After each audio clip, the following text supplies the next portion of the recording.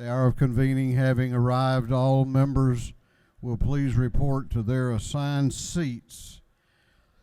All members of the House will please report to their seats.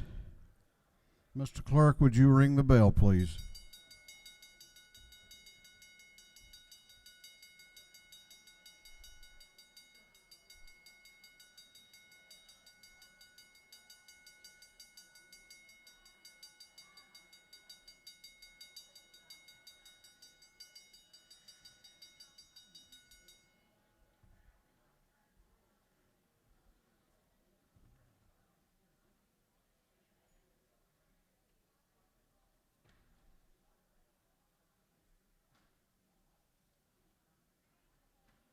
We're about to have the morning roll call.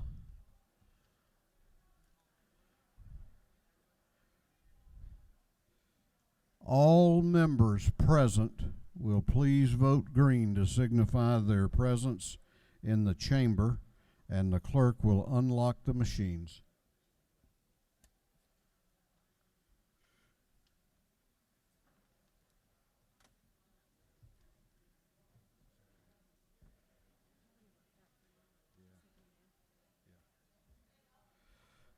Have all members voted?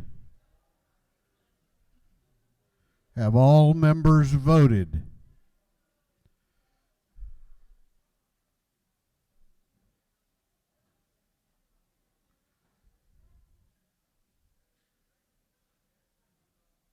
If so, the clerk will lock the machines. Doorkeepers will please close the doors and keep them closed.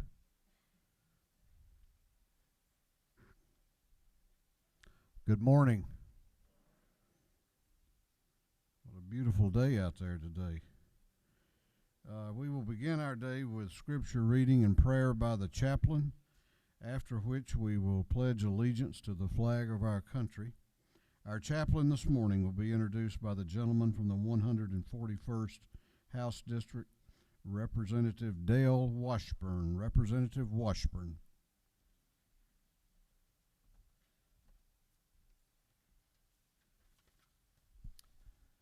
Thank you, Mr. Speaker. Ladies and gentlemen of the House, it's a pleasure for me today to introduce Dr. Tim Mccoy as our chaplain of the day. Dr. Mccoy is the lead pastor of Ingleside Baptist Church in Macon, where he has served for more than 31 years. Ingleside is a leading church among Georgia Baptists with a pre-pandemic attendance each Sunday of more than 2,000 worshipers, and is a pace setter in missions, both locally, nationally, and internationally. Dr. Mccoy is a summa cum laude graduate of Louisiana College, earning a Bachelor of Arts degree in religion in 1980. He also earned the Master of Divinity and Doctor of Philosophy degrees from the Southern Baptist Theological Seminary in Louisville, Kentucky. Dr. Mccoy currently serves on the Board of Trustees of his alma mater, Southern Seminary, and previously served as both member and chairman of the Board of Trustees of the International Mission Board of the Southern Baptist Convention. Dr. Mccoy was born in Tupelo, Mississippi. He and his wife, Beverly Brown Mccoy, from Charlotte, North Carolina, will be married 34 years next month. I am honored for Dr. Mccoy to be my pastor. Donna and I have been in his church for about 16 years now, I think. Dr. McCoy's story to me is a very interesting one, and I'll only take a couple of minutes with this. Dr. McCoy was headed toward a career in industrial engineering and was doing an internship with Lockheed and was well on the way to doing that when he felt the call to a higher calling, and he felt called of God to enter the ministry. And so he changed his direction, and he did that. Dr. McCoy has many skills. He is a visionary. He is a great administrator, a great organizer, and God has used all those talents in what he has done at Ingleside Baptist Church. When he came there were 1,500 members approximately, and today there are over 5,000. One thing I've learned in my life, ladies and gentlemen, is that God's truth is always in season. And Dr. McCoy, with all of his other talents and abilities, and everything God has done to bless him and use him in the successful ministry at Ingleside, he is always faithful to the truth. And I am sure We will hear that truth from him today. Ladies and gentlemen, it's a pleasure for me to introduce our chaplain of the day, Dr. Tim Mccoy.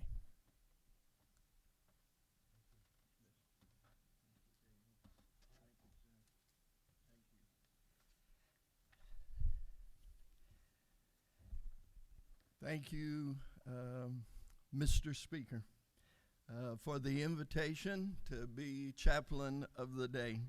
It's an honor to be here with you, sir, and to serve you and this distinguished body in this significant role.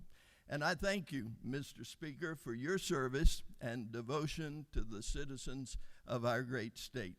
And Representative Washburn, let me say thanks to you for such kind words in that introduction. You know, I sort of wish my parents, who are both in heaven now, could have been here to hear those generous remarks. My daddy would have enjoyed them, and my mother would have believed them. And so I want to say thank you, Dale. It's a privilege to be here with you today, and it's an honor to be your pastor and your friend. And now for everyone here this morning, may I pose just a handful of questions? And before we're done, may I offer a gift for you all. Here are the questions, just a handful. Number one, where do you turn? Where do you turn when you need refreshment and renewal for your soul? Number two, where do you turn when you need more wisdom and more insight than you currently possess? Number three, where do you turn when you need burdens lifted and a fresh infusion of energy and joy? Number four, where do you turn when you need sharper vision, the ability to see more clearly and comprehensively, and the ability to envision a better tomorrow and the pathway to get there? And number five, finally, where do you turn when you're trying to discern what is true and what is right and what is best? In light of these questions, I want to encourage you to hear the words of Scripture with me from Psalm chapter 19, where the Bible says these words: "The law of the Lord is perfect, reviving the soul. The testimony of the Lord is sure, making wise the simple. The precepts of the Lord are right, rejoicing the heart. The commandment of the Lord is pure, enlightening the eyes. The fear of the Lord is clean, enduring forever. The rules of the Lord are true and righteous altogether. More to be desired are they than gold, even much fine gold, sweeter also than honey and drippings of the honeycomb. Moreover, by them is your servant warned, and in keeping them there is great reward." Did you hear it? The Bible says that if you need revival for your soul, if you need wisdom for your mind, if you need new joy for your heart and new light for your eyes, the place to turn is to the word of the Lord. So, may I ask you about your habits this morning? Habits are important, are they not? In fact, one observer got it right when he said, "We make our habits and then they make us." Isn't that true? And so let me ask you about your habits today, especially just one habit. Have you yet developed the habit of turning every day to Scripture, to take it in, to meditate on it, to apply it to your own life, this precious truth of God's Word. More than once, Jesus spoke directly to the importance of this habit. Do you remember in Matthew's Gospel where Jesus said, "Man shall not live by bread alone, but by every word that comes from the mouth of God"? It means that just as we need daily nourishment from physical food, we need daily nourishment of spiritual food. In John's Gospel, Jesus put it this way. You'll know at least some of these words. He said, "If you abide in my word, you are truly my disciples." Here it is. "And you will know the truth, and the truth will set you free." Everyone has heard the latter part of those words of Jesus, but don't miss the predicate. Don't miss the premise. He says, if you abide in my word, you'll know this truth, and the truth will set you free. So, may I ask again, what about you? Have you developed the habit yet in your life of turning to Scripture every day? Do you allow God to mentor you from His Word? That's where my gift comes in.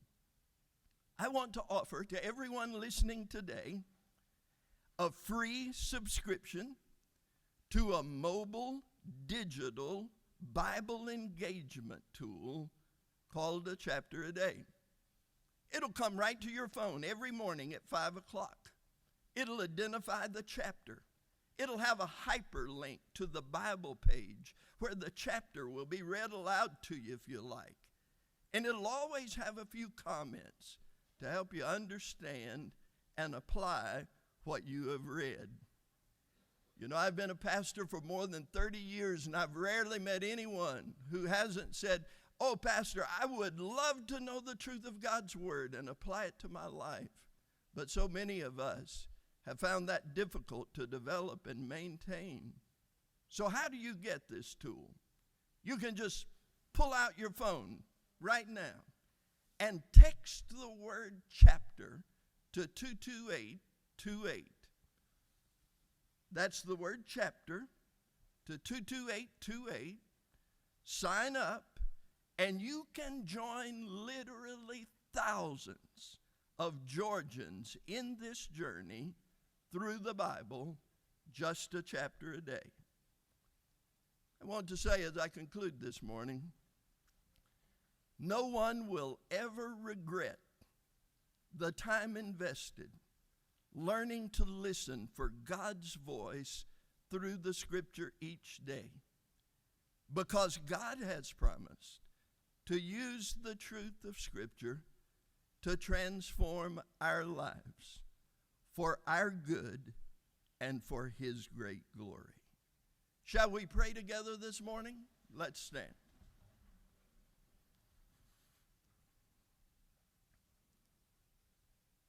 Father, we bow our heads before you today, acknowledging that our hearts are sometimes dry and weary, and we need renewal and revival and refreshment in our soul. Lord, we need more wisdom than we currently have, more light than we currently have, more joy than we sometimes have.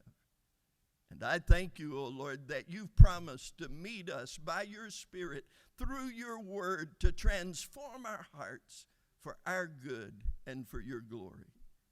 And so, Lord, I want to pray that those who've already developed this habit would continue it with joy, and those who've not yet made their way into your presence each day through your word would begin to do so today. I thank you for every member of this august chamber, for the work that they do. I pray your rich blessings on them. I ask that you would open the windows of heaven and pour out on them every blessing that can come from your hand. Father, don't withhold any good thing from these members as they walk in obedience to you.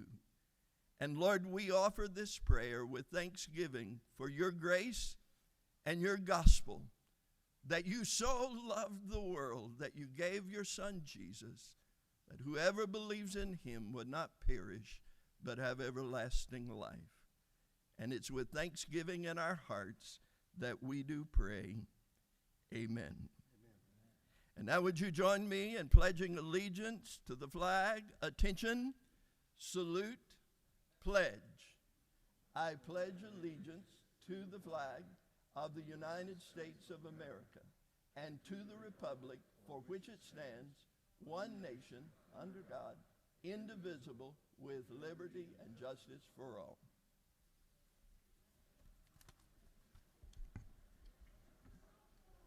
Doorkeepers will unlock the doors.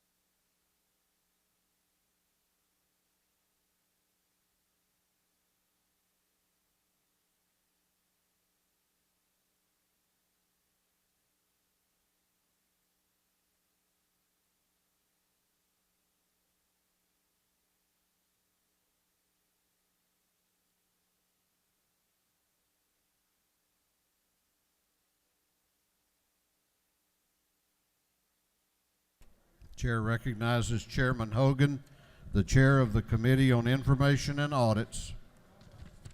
Thank you, Mr. Speaker. Your Committee on Information and Audits has read the journal of the previous legislative day and found it to be correct.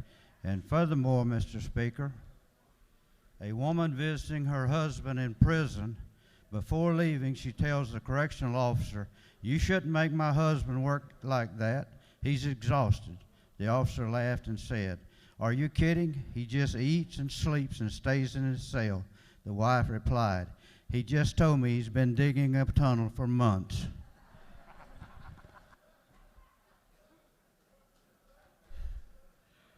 Is there any objection to our Chairman Hogan, the chair of the Committee on Information and Audits, reports that the journal of the previous legislative day has been read and found to be correct. Is there any objection to the confirmation of the journal?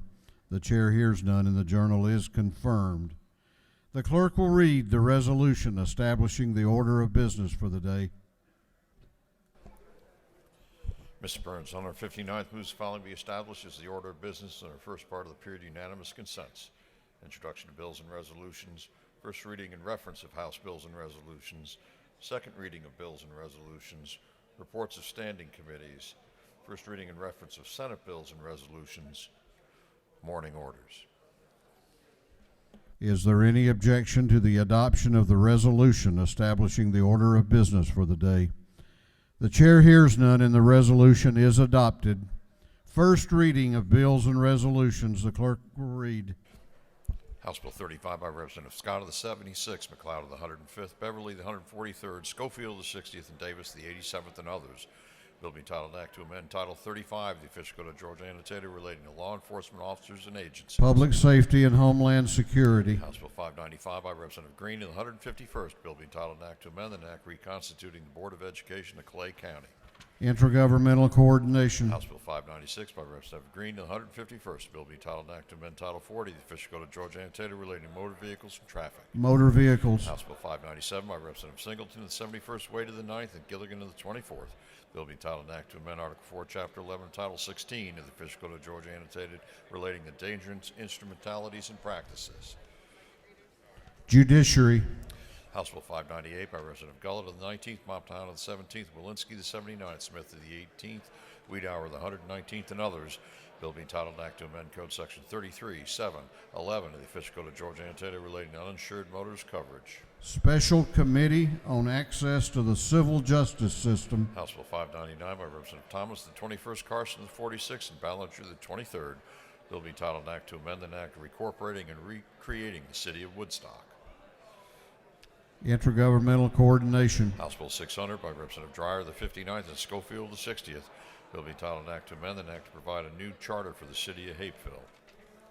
Intergovernmental coordination. House Bill 601 by Representative Stevens, the 164th. Bill be titled an act to amend Title 16 of the Official Code of Georgia annotated relating to crimes and offenses. Judiciary non-civil. House Bill 602 by Representative Stevens, the 164th. Bill be titled an act to amend an act providing for the election of members of the Board of Education in Bryan County. Intergovernmental coordination. House Bill 603 by Representative Meeks, the 178th. Bill be titled an act to amend an act creating the Board of Commissioners of Brantley County.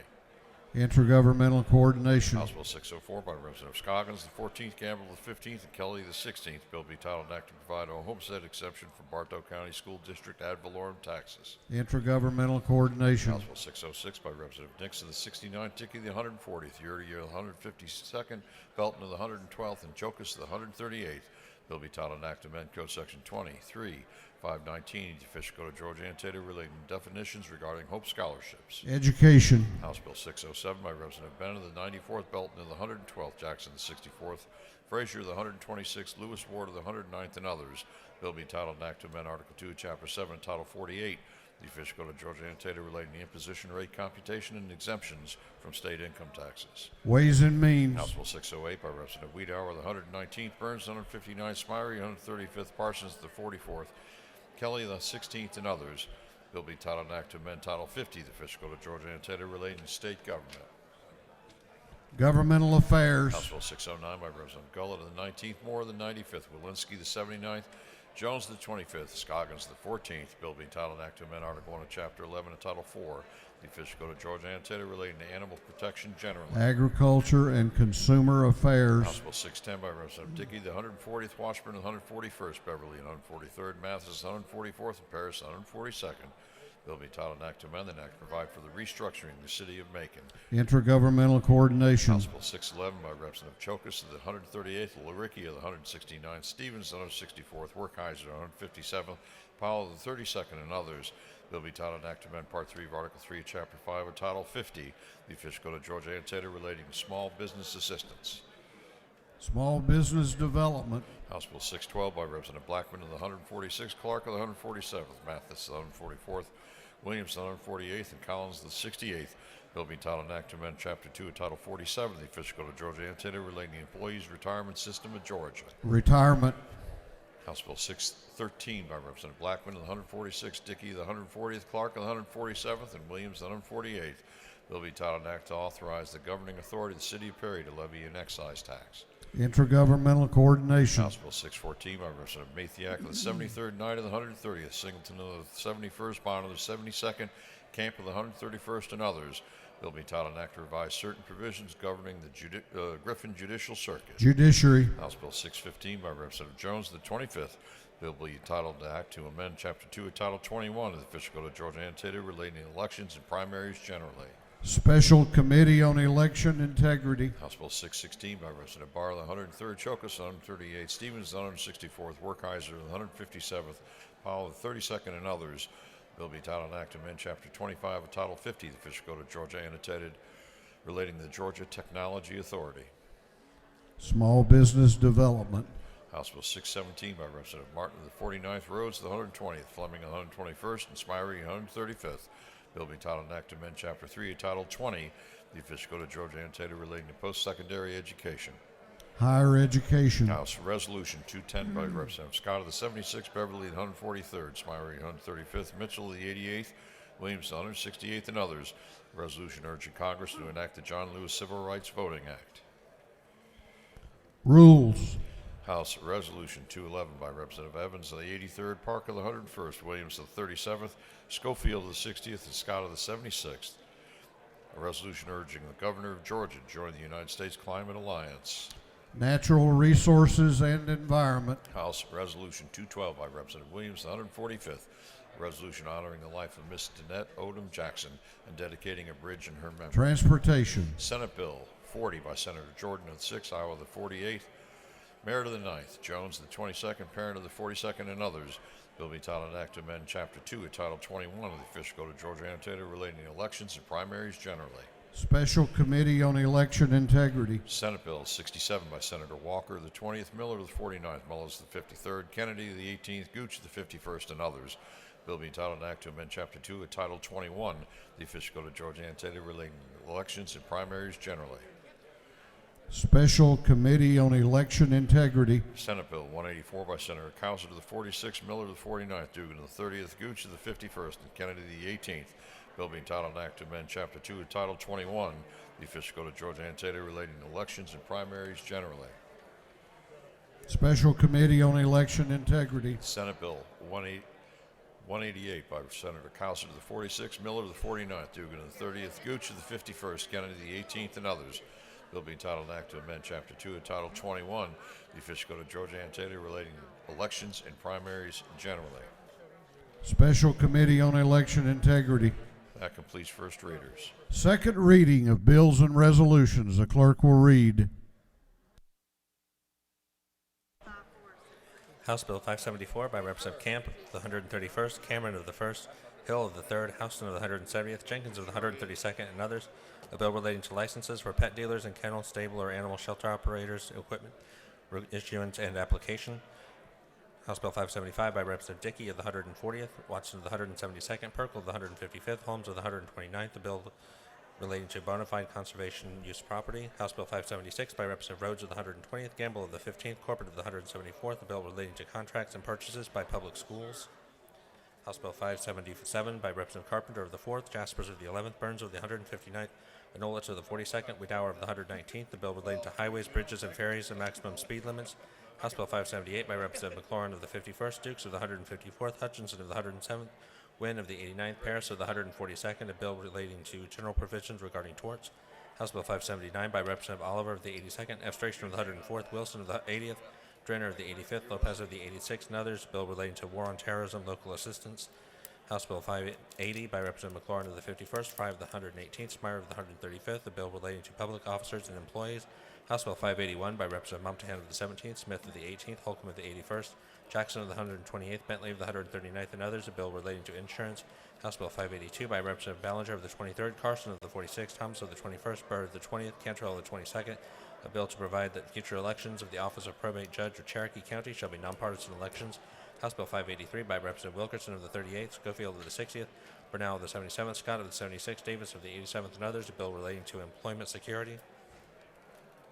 House Bill 584 by Representative Bodie of the 62nd, McLean of the 100th, Buckner of the 137th, Beverly of the 143rd, Schofield of the 60th, and others. A bill relating to general provisions relative to labor and industrial relations. House Bill 585 by Representative Bodie of the 62nd, Prince of the 127th, Alexander of the 66th, Jackson of the 64th, Mallett of the 163rd. A bill relating to special license plates. House Bill 586 by Representative Watson of the 172nd, Corbett of the 174th, Houston of the 170th, Blackman of the 146th, Richard of the 97th. A bill relating to general provisions regarding sales and use taxes. House Bill 587 by Representative Williamson of the 115th, Reeves of the 134th, Blackman of the 146th, Jaspers of the 11th, Fry of the 118th, and others. A bill relating to revenue and taxation. House Bill 588 by Representative Jaspers of the 11th, Burns of the 159th, Hatchett of the 150th, Smyrie of the 135th, Ballinger of the 23rd, and others. A bill relating to highways, bridges, and ferries. House Bill 589 by Representative Gamble of the 15th, Irwin of the 28th, Glanton of the 75th, Wade of the 9th, and Richard of the 97th. A bill relating to education accountability assessment programs. House Bill 590 by Representative Hogan of the 179th, Oliver of the 82nd, Williams of the 148th, LaHood of the 175th, Blackman of the 146th, and others. A bill relating to mental health. House Bill 591 by Representative Hogan of the 179th, Williams of the 148th, Meeks of the 178th, Buckner of the 137th, Collins of the 68th, and others. A bill relating to mental health. House Bill 592 by Representative Wilson of the 80th, Beverly of the 143rd, Wilkerson of the 38th, McLean of the 100th, Schofield of the 60th, and others. A bill relating to COVID-19 pandemic business safety. House Bill 593 by Representative Blackman of the 146th, Williamson of the 115th, Martin of the 49th, Knight of the 130th, Stevens of the 164th, and others. Bill relating to imposition rate computation and exemptions from state income tax. House Bill 594 by Representative Carpenter of the 4th, Carson of the 46th, Dollar of the 45th, Knight of the 130th, Blackman of the 146th. A bill relating to sales and use taxes. House Bill 605 by Representative Cooper of the 43rd. A bill relating to care and protection of indigent and elderly patients. House Resolution 202 by Representative Maynard of the 56th, Glanton of the 75th, Lim of the 99th, Evans of the 83rd, Mallow of the 163rd. Resolution urging the Georgia General Assembly to adopt Wesley International Academy. House Resolution 203 by Representative McLaurin of the 51st, Allen of the 40th, Couch of the 50th, Oliver of the 82nd, Holcomb of the 81st, Resolution proposing amendment to the Constitution so as to provide that taxes on motor fuels shall be appropriated for any and all public transportation purposes. House Bill Resolution 204 by Representative Gilliard of the 162nd, Stevens of the 164th, Williams of the 168th, Petrie of the 166th, Oliver of the 82nd. Resolution recognizing Judge Willie J. Lovett Jr. and dedicating a building in his memory. Senate Resolution 28 by Senator Cowsert of the 46th, Gooch of the 51st, Duggan of the 30th, Miller of the 49th, anniversary of the 31st, and others. A resolution requesting that the United States Congress call a convention under Article 5 of the Constitution of the United States. Senate Resolution 29 by Senator Cowsert of the 46th, Gooch of the 51st, Duggan of the 30th, Kennedy of the 18th, Miller of the 49th, and others. Resolution applying for a convention of the states under Article 5 of the United States Constitution. 3 second readers.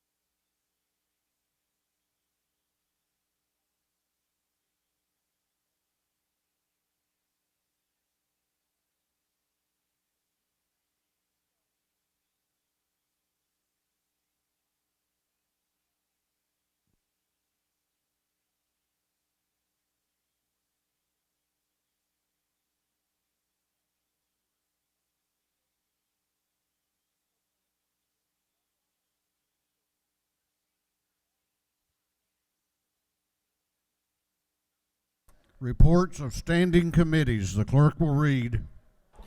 Representative Heath Clark of the 147th District, Chairman of the Committee on Defense and Veteran Affairs, submitted the following report. Mr. Speaker, your Committee on Defense and Veteran Affairs has had under consideration the following resolution to the House. Instructed me to report same back to the House. The following recommendations. House Resolution 77 do pass. Respectfully submitted, Representative Heath Clark of the 147th District, Chairman. Representative Don Parsons, the 44th District Chairman of the Committee on Energy, Utilities, and Telecommunications, submitted the following report. Mr. Speaker, your Committee on Energy, Utilities, and Telecommunications has had under consideration the following bills of the House. Instructed me to report the same back to the House. The following recommendations. House Bill 449 do pass. Respectfully submitted, Representative Don Parsons, the 44th District Chairman. Representative Cooper, the 43rd District Chairman of the Committee on Health and Human Services, submitted the following report. Mr. Speaker, your Committee on Health and Human Services had under consideration the following bills of the House. Instructed me to report the same back to the House. The following recommendations. House Bill 271 do pass by committee substitute. House Bill 370 do pass. House Bill 437 do pass by committee substitute.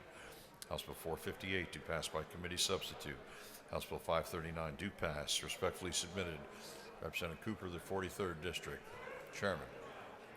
Representative Lumsden of the 12th District Chairman of the Committee on Insurance submitted the following report. Mr. Speaker, your Committee on Insurance has had in consideration the following bills of the House. Instructed me to report same back to the House. Following recommendations. House Bill 303 do pass. House Bill 509 do pass. Respectfully submitted, Representative Lumsden of the 12th District Chairman. Representative Chuck Abstration of the 104th District Chairman of the Committee on Judiciary submitted the following report. Mr. Speaker, your Committee on Judiciary has had under consideration the following bills of the House. Instructed me to report the same back to the House. Following recommendations. House Bill 109 do pass by committee substitute. House Bill 333 do pass by committee substitute. House Bill 409 do pass by committee substitute. House Bill 443 do pass. House Bill 488 do pass. Respectfully submitted, Representative Chuck Abstration of the 104th District Chairman. Representative Alan Powell, the 32nd District Chairman of the Committee on Regulated Industries, submitted the following report. Mr. Speaker, your Committee on Regulated Industries has had under consideration the following bills of the House and instructed me to report same back to the House. The following recommendations. House Bill 117 do pass. House Bill 364 do pass by committee substitute.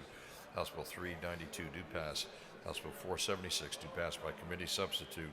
Respectfully submitted, Representative Alan Powell, the 32nd District Chairman.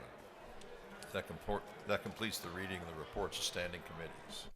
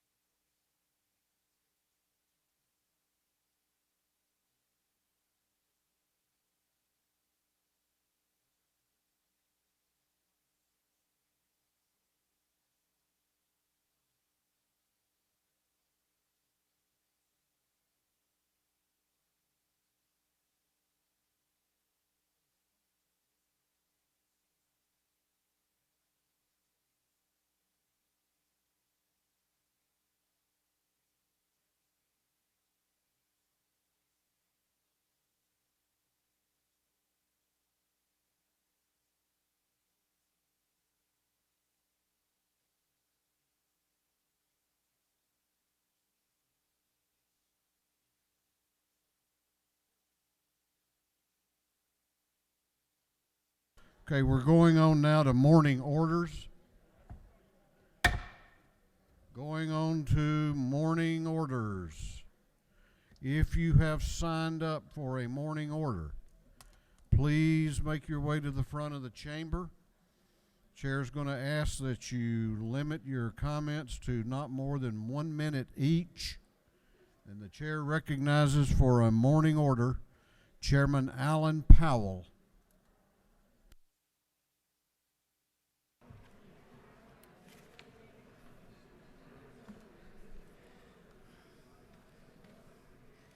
Good morning, ladies and gentlemen of the House.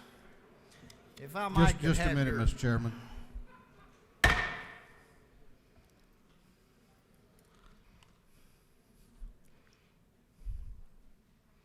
There are times when we have these that I must insist that there be order and respect. This is such a time. Come on up. If you are in the chamber, please take your seat. If you have a conversation that's a matter of life and death, life or death, take it outside. Gentlemen may proceed. Thank you, Mr. Speaker. Ladies and gentlemen of the House, and to those that are listening, you know, today is not near as bright a day as we have seen in past years. On September the 3rd of last year, Captain Stan Elrod of the Northeast Georgia DNR district was tragically killed by an impaired driver. And I just want to say just a few words about Stan as we commemorate his passing. Stan was one of those guys that was bigger than life. This is the same guy that y'all have seen for years who was always up here during the legislative session, he and some of the DNR Rangers that were up here with FOP and some of those. But he was one of the guys that was just absolutely the most likable person you've ever seen. He was all business when it came to DNR business. But this man had the biggest heart of anybody you've ever seen. Went to work for DNR in '93, spent 27 years, worked his way up through the ranks. And he's a guy that did not just service for the state of Georgia, but for his fellow man. Stan and some others formed an organization under DNR, and this was the outdoor, let me see if I can find this, I'm sorry. They formed Outdoor Dream Foundation, and this was an organization that the Rangers put together for sick and terminally ill children. For those children who had desires to do what normal healthy kids could do, whether it was going on a fishing trip or shooting deer or whatever it might be. And they put this together and they raised money to help these terminally ill and severely ill children. Folks, it doesn't get any better than that. Stan leaves a wife, Julie, and 2 sons, Luke and Levi, in the prime of his life. But what a great guy this was. I would like to invite every member of this House to come down and to sign a resolution honoring and commemorating Stan's life. I want to thank you so much.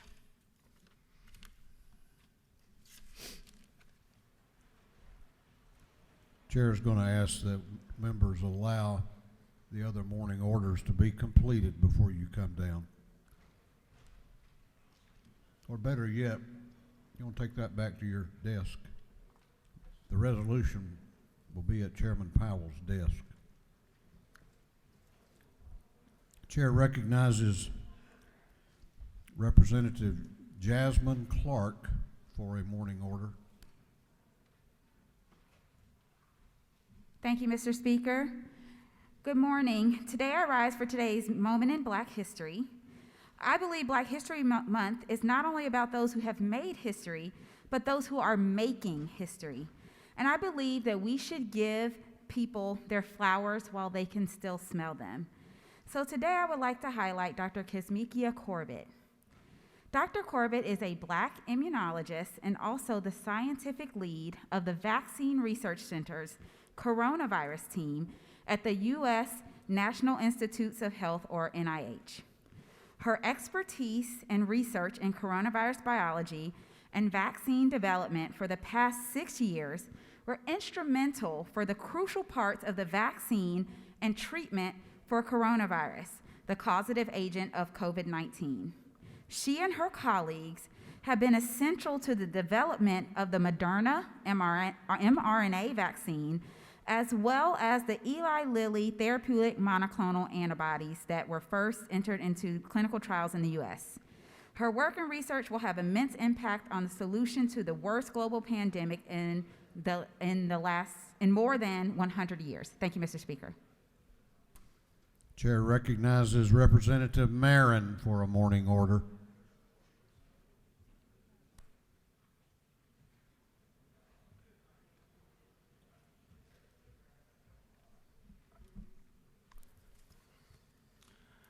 Thank you, Mr. Speaker. Good morning, buenos dias. Today, we should be celebrating Scout Day at the Capitol, and we should have over 200 Scouts sitting in the galleries today. The typical day for them is to do a scavenger hunt, Capitol tours, and a Q&A with legislatures. But unfortunately, they're doing it virtual because of the COVID-19. We all know that the Scout Oath is one of the most powerful oaths that has been written. When you start with, on my honor, I will do my best to God and my country. And following with the Scout Law, which what these young men and now women live for every day, to be trustworthy, loyal, helpful, friendly, courteous, kind, obedient, cheerful, thrifty, clean, and reverent. We want also to honor in celebrating Black History Month with Mr. Harry Cooper of Troop 92 from Kansas City, Missouri, that is believed to be the first Black Eagle Scout in the history of the Boy Scouts of America. He earned the highest rank in scouting in September 1920. With that, Mr. Speaker, I yield the will. Thank you. Thank you, guys. Chair recognizes Representative Hutchinson for a morning order. Good morning, colleagues. Today I bring to you 10-year-old Jackson. Jackson is a delightful boy who likes to play outside riding his bike, learning about sharks, watching Shark Week movies, The Meg, and drawing, coloring, reading, and sharing his arts of work with others. He also likes to read to people the books that he's reading at the time. Ladies and gentlemen, Jackson is one of the many children available for today in the state of Georgia for adoption. Thank you, Mr. Speaker. I yield the will.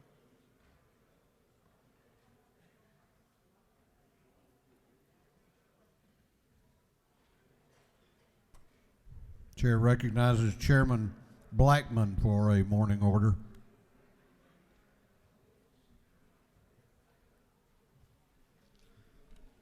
Thank you, Mr. Speaker. In celebration of Black History Month, we would like to honor a matriarch of our community, Miss Ada Lee. She was born in Wellston, a small railroad community that became Warner Robins, graduated from Booker T. Washington High School and the Fort Valley State University Culinary Program. She served in numerous ways over the years, is credited with forming the first Girl Scout troop for black girls in Houston County, directed the first Head Start program in Warner Robins, one of the original founders of the Houston County chapter of the NAACP, was on the Georgia Council on Human Relations, a devout member of Warner Robins CME Church, and we could go on and on. She was also the recipient of many honors and awards, including the Jacqueline and Kennedy Onassis Award, titled Miss Senior Warner Robins, and named as one of the 50 most influential women in Middle Georgia, to mention a few. Warner Robins has also appropriately named a park in her honor. Her legacy continues through her family and the many lives she touched. I know her grandson's best, Gary, a standout on the gridiron for Georgia Tech, who after a professional career came back home and serves our city, and Warner Robins City Councilman Darren Lee, who probably sums up her greatness best. She spoke up for those who were overlooked. She was also a leader when it came to being an example of unity and working for unity in all the communities, regardless of your ethnic background, social, or economic status. Please join us in honoring the life and legacy of Miss Ada Lee. Thank you. Chair recognizes Representative Wade for a morning order.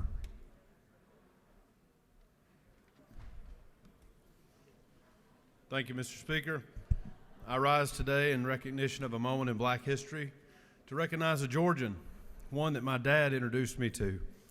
And his name is Clarence Thomas. Many of you know him. He is the he is currently the Senior Associate Justice, the longest serving member of the Supreme Court with a tenure of now 29 years and 124 days as of today. He grew up in Pinpoint, Georgia, about 11 miles from Savannah in Chatham County. In 1990, President George H.W. Bush nominated Thomas to the United States Court of Appeals, which is his pathway that took him to the Supreme Court. The Supreme Court experts describe Thomas's jurisprudence as textualist, stressing the original meaning of the United States constitutions and statutes. He is also, along with fellow Justice Neil Gorsuch, known as an advocate of natural law. Many writers view Thomas as the court's most conservative member. He is also known for having gone over a decade without asking a question during oral arguments, and I'm certain that the Speaker and many chairmen in this House wish some of us would follow that same skill set. But my favorite quote, and I will finish with this, and I'd like you to listen if possible, given the time that we're in this day. A good argument diluted to avoid criticism is not nearly as good as the undiluted argument, because we best arrive at truth through a process of honest and vigorous debate. Arguments should not sneak around in disguise, as if dissent were somehow automatically sinister, for it is bravery that is required to secure freedom. Thank you very much, and I appreciate it. I yield the well. Chair recognizes Chairman Mathiak and Chairman Knight for a morning order.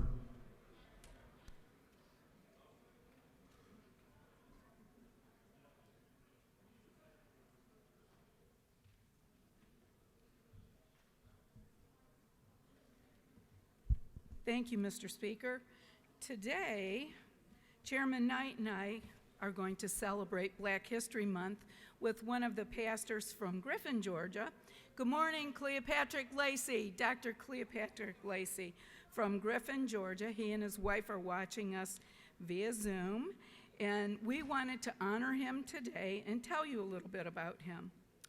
He gave his initial sermon in 1967 when he was ordained, and then moved forward from there. Shaw University is where he graduated from with a Bachelor of Arts degree in religion and philosophy, and moved on to Interdenominational Theological Center at Morehouse School, where he graduated in 1975.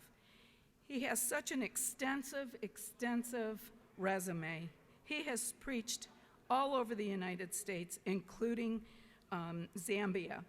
Today we want to honor you, Dr. Lacey, and thank you for all you've done for Griffin, Georgia. Thank you.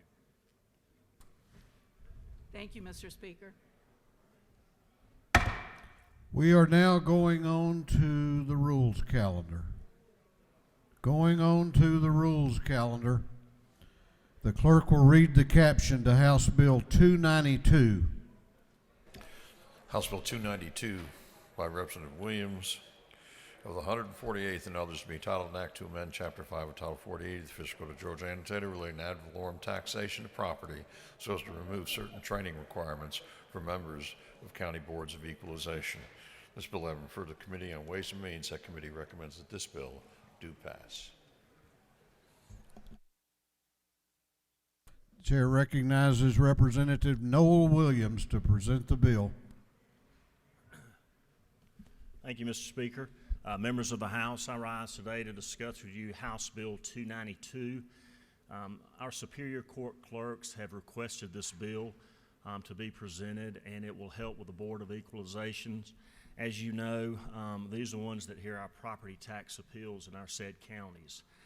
What this bill would do, in 2015, there was language that was added requiring an additional 20 hours of education for these members.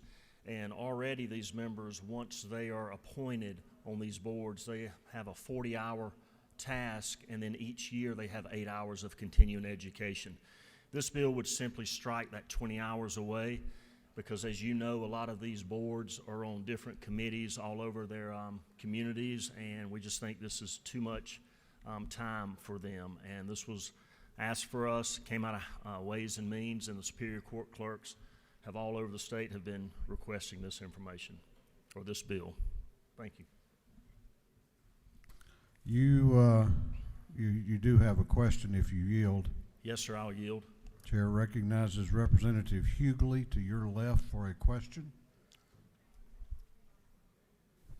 Thank you, Mr. Speaker. Does the gentleman yield? Yes, ma'am. So what will these board members be left with in terms of their training requirement once we take this away? Well, thank you for asking that, Representative. Once they're appointed to this committee, then they have a 40-hour class that they must complete. After that 40-hour class, each year they have an additional 8 hours.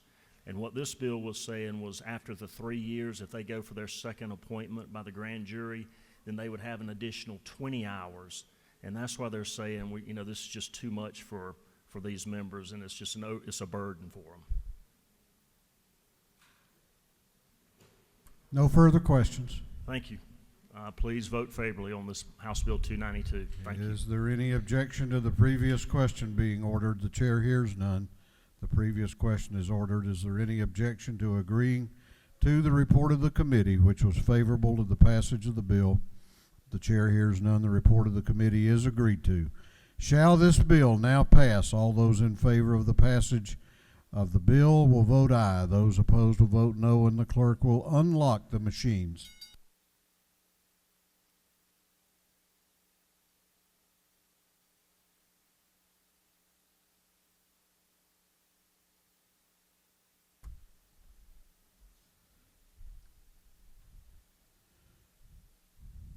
Have all members voted? Have all members voted?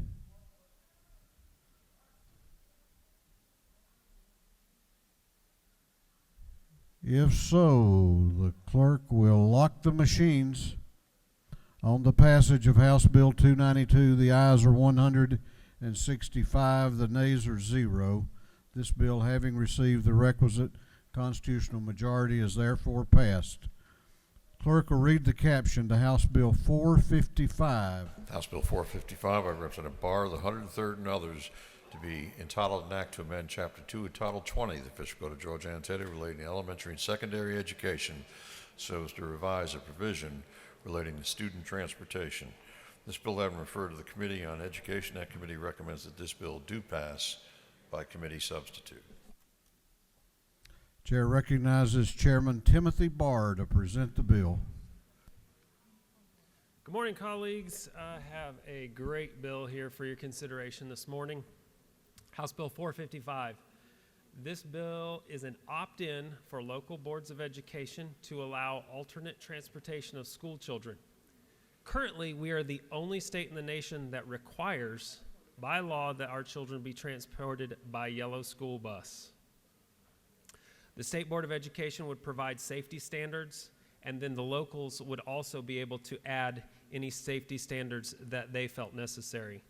This bill is not meant to replace the yellow school bus by any means, but merely a tool in the toolbox of our local boards to be able to do what best fits their needs. Again, it's not a mandate, and I'll stand for any questions. You do have a question if you care to yield. Yes, sir. Chair recognizes Representative Jasmine Clark up in the gallery to your left for a question. Thank you, Mr. Speaker. Does the gentleman yield? Yes, ma'am. So does this bill allow for local school boards to allow transportation in sedans and SUVs and things like that? Yes, ma'am. This is a great question. What we have in this bill is there is a maximum number of children that can be transported in a vehicle, but it's completely left up to the locals to determine their own standards after the state sets the minimum standards. Okay, thank you. Have no further questions. Thank you, sir. I yield the well. Please vote in favor of this. Your local school boards are going to love this. Is there any objection to the previous question being ordered? The chair hears none. The previous question is ordered. Is there any objection to adopting the committee substitute? The chair hears none. The committee substitute is adopted. Is there any objection to agreeing to the report of the committee, which was favorable to the passage of the bill? The chair hears none. The report of the committee is agreed to. Shall this bill now pass? All those in favor of the passage of House Bill 455 will vote aye. Those opposed will vote no, and the clerk will unlock the machines.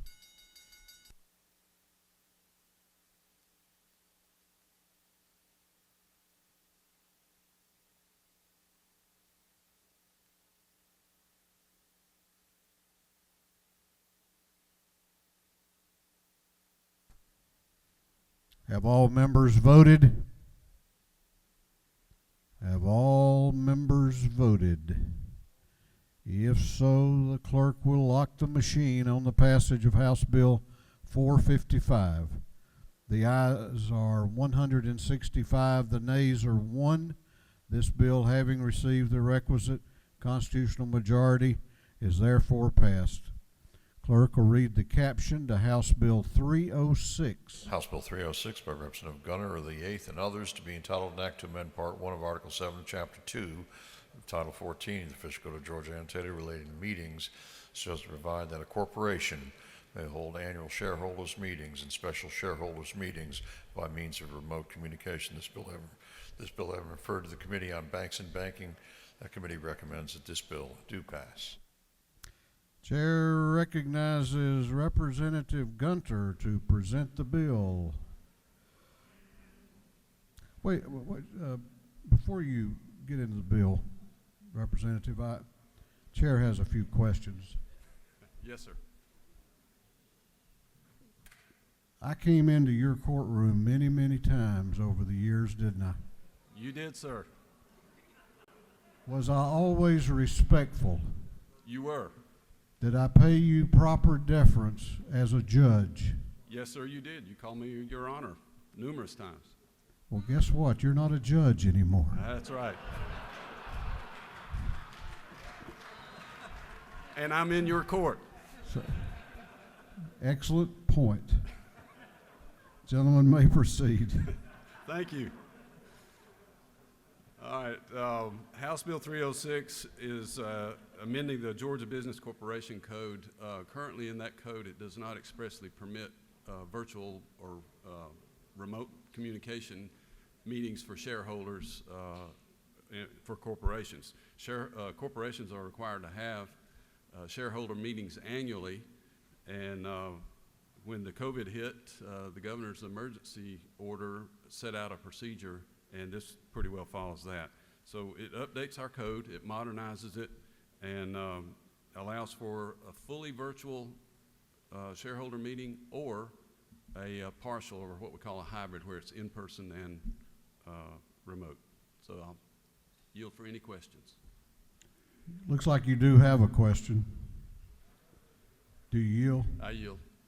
When we started talking about judges and courts, he got nervous, so the chair recognizes Representative Ridley to your right. Oh, Lord. Does the gentleman yield? I yield. I just got one question. Do you think your predecessor would vote yes or no on this bill? I think it would be red. I believe so, too. Good bill, thank you. I think we need to tell the people of the 8th House District this is a first in many, many, many years that they've had a member presenting a bill to this House. Oh, well, you have no further questions. Thank you. I appreciate your favorable consideration. Is there any objection to the previous question being ordered on House Bill 306? The chair hears none. The previous question is ordered. Is there any objection to agreeing to the report of the committee, which was favorable to the passage of the bill? The chair hears none. The report of the committee is agreed to. Shall this bill now pass? All those in favor of the passage of the bill will vote aye. Those opposed will vote no, and the clerk will unlock the machines.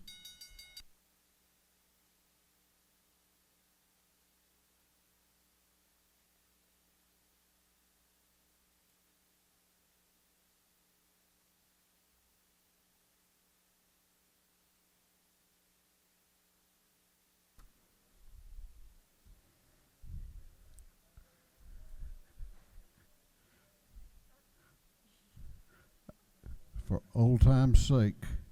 Have all members voted? Have all members voted? If so, the clerk will lock the machine on the passage of House Bill 306. The ayes are 169, the nays are 0.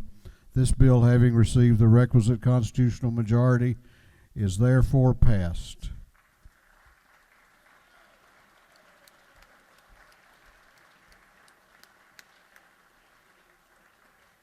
Clerk will read the caption to House Resolution 142. House Resolution 142 by Representative Green of the 151st and others, a resolution authorizing the lease of certain state-owned property located in Baldwin County. This bill having been referred to the Committee on State Properties, that committee recommends this resolution be adopted.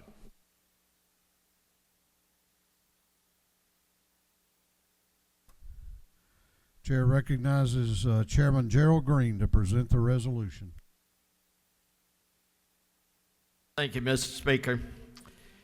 Mr. Speaker and members of the House, I bring for your consideration today House Resolution 142.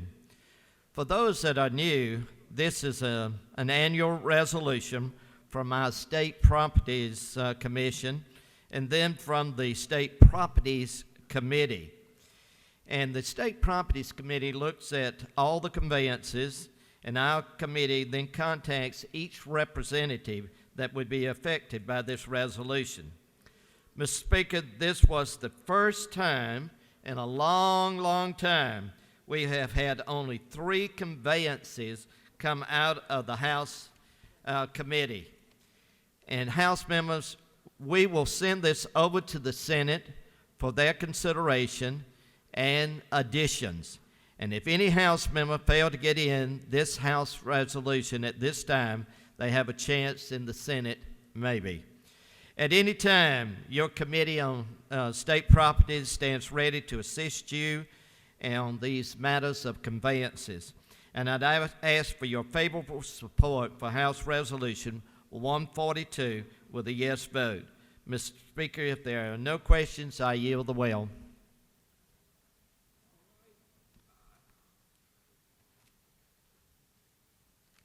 You have no questions. Is there any objection to the previous question being ordered? The chair hears none. The previous question is ordered. Is there any objection to agreeing to the report of the committee which was favorable to the adoption of the resolution? The chair hears none. The report of the committee is agreed to. Shall this resolution now be adopted? All those in favor of the adoption of the resolution will vote aye. Those opposed will vote no, and the clerk will unlock the machines.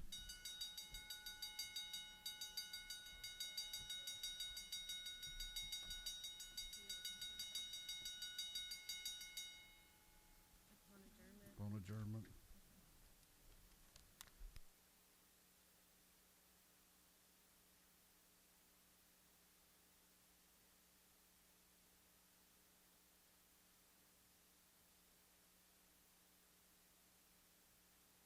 Have all members voted? Have all members voted? If so, the clerk will lock the machine. On the adoption of House Resolution 142, the ayes are 172, the nays are 0. This resolution, having received the requisite constitutional majority, is therefore adopted.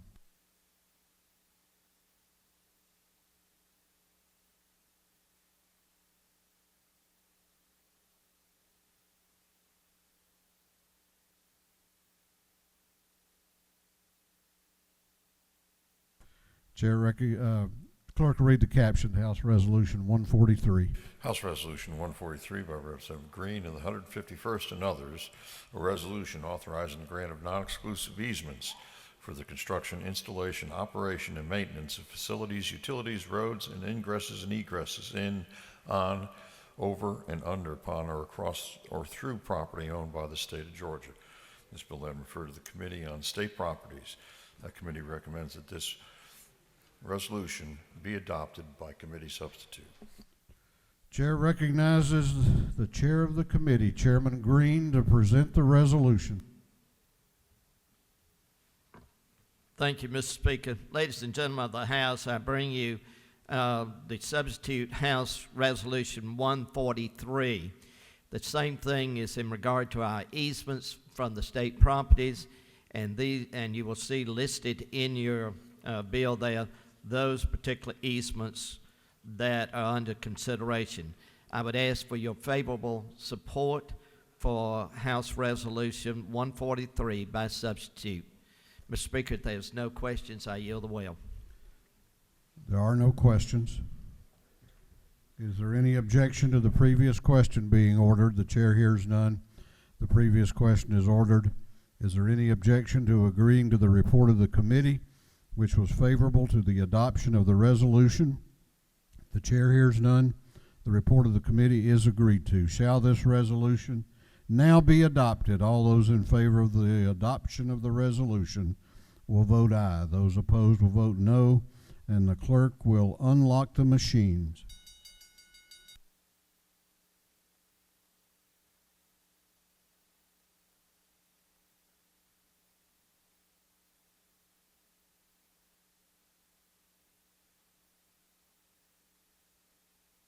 Have all members voted? Have all members voted?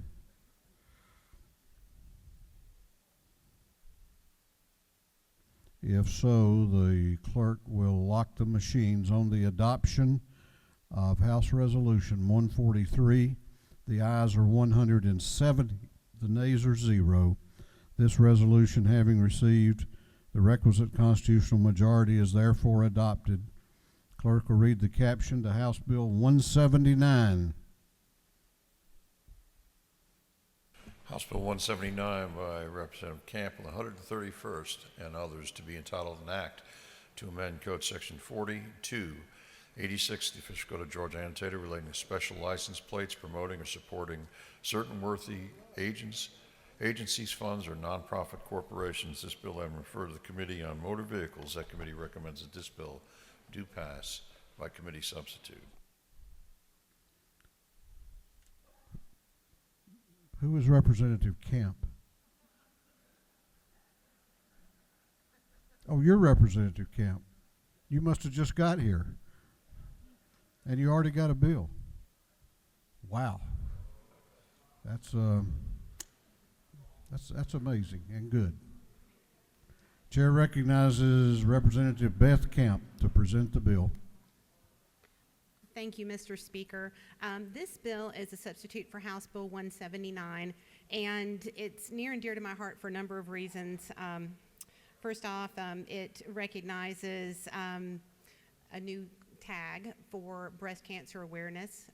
All of us have been touched. Most of us have lost a loved one, unfortunately, to breast cancer. So I think it's important for all of us to make sure that funding exists for that. Also, the Support Our Troops tags. My father and father-in-law are both veterans. And lastly, most of us have attended colleges or universities, and the proceeds from those card tags actually go to foundations within those organizations to help fund further education for those current students. So at this time, okay. Do you yield for questions? Yes, sir, I do yield for questions. Thank you. Well, you must not have done a very good job of explaining it. Chair recognizes Representative Gamble for a question. He's in 341. Okay. He'll be on the screen. Thank you. Thank you, Mr. Speaker. Does the gentlelady yield? Yes, I yield. Is this your first bill? Yes, it is.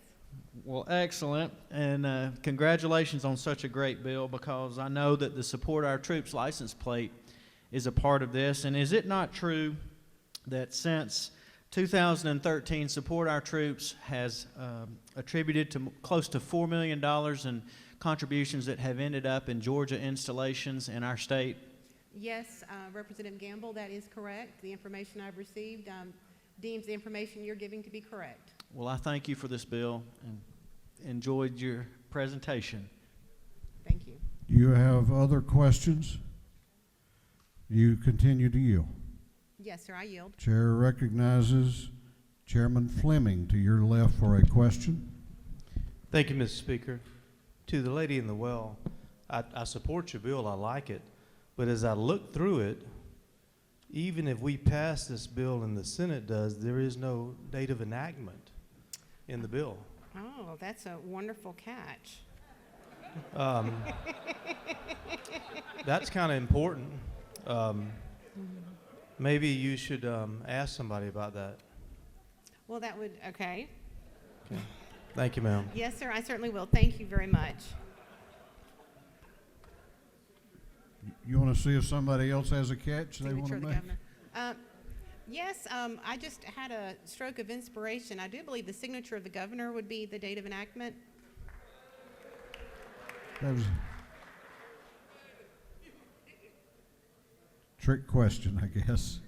Chair recognizes Chairman Martin to your left for a question. Would the lady yield? Yes, sir. I just wonder, you're new to the body, isn't that true? Yes, sir, that is true. I just wondered, when they asked you to carry this bill, were you apprised that it's normally House tradition for the author of the bill to match the donation for the first 1,000 tags purchased? Were you familiar with that tradition? No, sir, I am not familiar with that tradition, but we can certainly pass around a plate or a hat. Chairman Fleming and I, fulfill that obligation. if I might waive the rule, Chairman Fleming and I would be the first people to donate to you on that. Thank you for doing this. Thank you.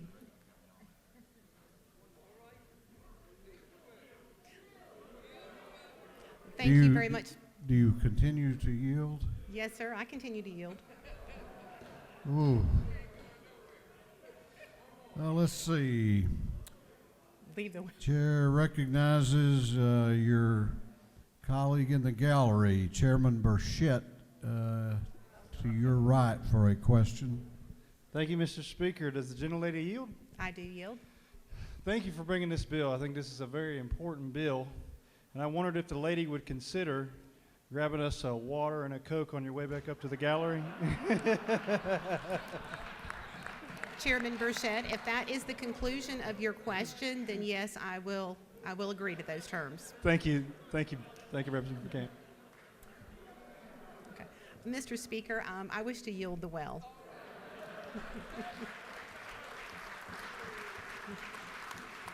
Good job. Lady has yielded the well. Is there any objection to the previous question being ordered? The chair hears none. The previous question is ordered. Is there any objection to withdrawing the committee substitute? The chair hears none. The committee substitute is withdrawn. Is there any objection to adopting the substitute offered by the Committee on Rules? The chair hears none. The Rules Committee substitute is adopted. Is there any objection to agreeing to the report of the committee, which was favorable to the passage of the bill? The chair hears none. The report of the committee is agreed to. Shall this bill now pass? All those in favor of the passage of the bill will vote aye. Those opposed will vote no, and the clerk will unlock the machines. What purpose does Representative Bazemore rise? Thank you, Mr. Speaker. Is it not true that my Is this bill... a parliamentary inquiry? I'm sorry, parliamentary inquiry. State your inquiry. Is it not true that House Bill 50, that is the all cancer license plate bill, was my bill, and I thank the kind lady for bringing it forward. If the lady so states. Have all members voted? Have all members voted? If so, the clerk will lock the machines on the passage of House Bill 179. The ayes are 165, the nays are 0. This bill, having received the requisite constitutional majority, is therefore passed. Clerk will read the caption to a group of privilege resolutions. Oh, I'm sorry, we got one more bill. How did I forget that one? Yesterday, House Bill 286 was postponed to the next legislative day. It is called at this time. The clerk will read the caption to House Bill 286. House Bill 286 by Representative Gaines, the 117th, and others to be entitled an act to amend Chapter 8 of Title 36, the official code of Georgia, annotated relating to county police, so as to restrict the ability of county governing authorities to reduce funding for county police departments. This bill item referred to the Committee on Governmental Affairs. That committee recommends that this bill do pass by committee substitute. Chair recognizes Representative Gaines to present the bill. Thank you, Mr. Speaker. This morning I bring House Bill 286 before the body. We've seen in our state and in parts of our nation calls to defund the police and slash police budgets. And I believe, and I hope this body will agree, that doing so would put our most vulnerable at risk. Our state believes in and has championed criminal justice reform, but defunding the police is a dangerous idea that will harm those who most need protection and put victims at risk. Last year, Minneapolis slashed funding for its police department, and we've already seen them backtracking in recent days. But that won't make up for the crimes committed, the lives lost, and the damage done to that community. In Athens and Atlanta, we've seen efforts to defund the police. Our bill will ensure that that never happens in our state and will protect Georgia families. This legislation sends a strong message that we support our law enforcement officers and that we will never defund the police here in Georgia. I'll briefly walk through the specifics of the bill. Essentially, it prohibits cities and counties from cutting more than 5% of their police budgets. We've worked into the bill reasonable needs for reducing police spending, like a loss of revenue greater than 5%, the need for one-time large capital projects, and other necessary exceptions.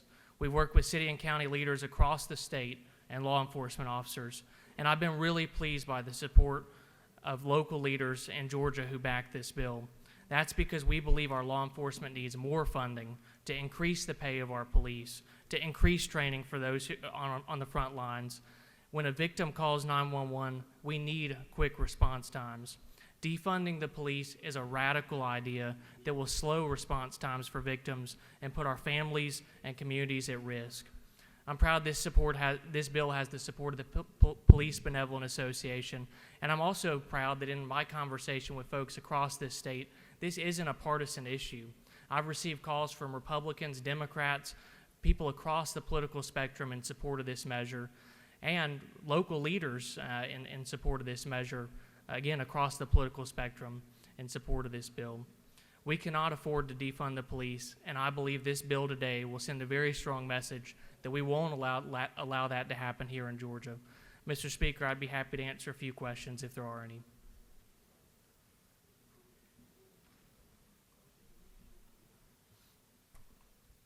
You have some questions? Do you yield? I do. Chair recognizes Chairman Collins to your left for a question. Does the gentleman yield? I do. Is it not true that one of the main goals of local government, as far as public safety goes, is to protect our local residents, those local people in those governments? Is that correct? Absolutely. I believe it's the most essential function of local government. And is it further not true, we've heard a lot of discussion in the committee, that this bill no way restricts local governments from allocating money for mental health issues and making sure that they're taking care of the mentally deprived in their community? Is that correct? Absolutely. I think both you and I would agree we should increase funding for mental health initiatives across our state, and the General Assembly has done that in recent years. Okay. I think this is a great bill. We appreciate you bringing it to us. Thank you, Mr. Chairman. Do you further yield? I will for a couple more. Chair recognizes Chairman Hogan up in the gallery for a question. Does the gentleman yield? I will. Did not the Brunswick News run an editorial in support of your bill? I believe they did. Thank you. Thank you, Mr. Chairman.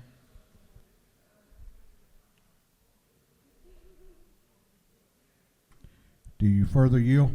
I'll yield for two more. Chair recognizes Representative Dempsey, or Chairman Dempsey, to your right for a question. Does the gentleman yield? I will. As a former Rome City Commissioner, challenged with making sure that city was strong and safe, is it not true, as has already been stated, that safety is one of the most important concerns of our police forces? Absolutely. And I think, again, that's the most important function of our local government, is to keep our communities safe. And I think this measure will be a significant step towards achieving that. Does the gentleman further yield? I will. Not only ensuring safety, but one of the greatest challenges that our local police forces face is recruiting and retention of officers. And that stability in pay will help them. Absolutely. Like you say, I think we need to increase the pay of our law enforcement officers, increase funding for training, and you know, taking money away from law enforcement is not the answer. Thank you for this measure. Thank you. Do you further yield for a couple of questions? I'll yield for one more. Chair recognizes Chairman Hitchens. Do you right for a question? I do. Is it not true that I have pretty extensive knowledge in law enforcement matters, pay, recruitment, professionalism, and that the state of Georgia, through the years, has spent significant amount of monies on our state law enforcement agencies to promote professionalism, education, and just good stewardship of the law enforcement profession throughout the state? Absolutely. And thank you for your service. Well, will you further yield? I will. Isn't it true that I also know that in law enforcement, about 85 to 90% of all budgets are in personal services or salaries, and about 5 to 10% more are in vehicles? So if that's the case, you take 5% away, you've already spent 90 to 95%. You don't have any money left for anything else. Somebody's got to go. That's right. Will you further yield? I will. And in taking those first two questions under consideration, wouldn't you say that it's very likely that if you take 5% away from any law enforcement agency, that you're going to have a reduction in force, you're going to have morale problems, and you're going to do away with some professionalism and effectiveness? Absolutely. It's a great bill, and I certainly am going to support it. Thank you, Mr. Chairman. Thank you, Mr. Speaker. Yield I for yield one the will. more. I'll yield for one more. Chair recognizes the Minority Leader of the House, Leader Beverly, for a question. To your left. Thank you, Mr. Speaker. Does the gentleman yield? I will. Isn't it true that the Constitution of the state of Georgia trumps bills that we would pass in the General Assembly? I believe that to be true. Thank you. Yes, No further question. And I will mention there was question in the committee about the home rule issue, and that may be to what you're referring, but home rule only restricts the General Assembly's ability to pass local bills. This legislation applies statewide, and so I believe this is a good measure that's going to help keep our community safe. Thank you, Mr. Speaker. I'll yield the will. Gentleman has yielded the well. We have a number of members that have signed up to speak on the measure. The debate will be limited to 30 minutes per each side to be allocated between the speakers as they choose, as they see fit. Then we have a minority report and the chairman's time. Chair recognizes Representative Wynn to speak to the bill.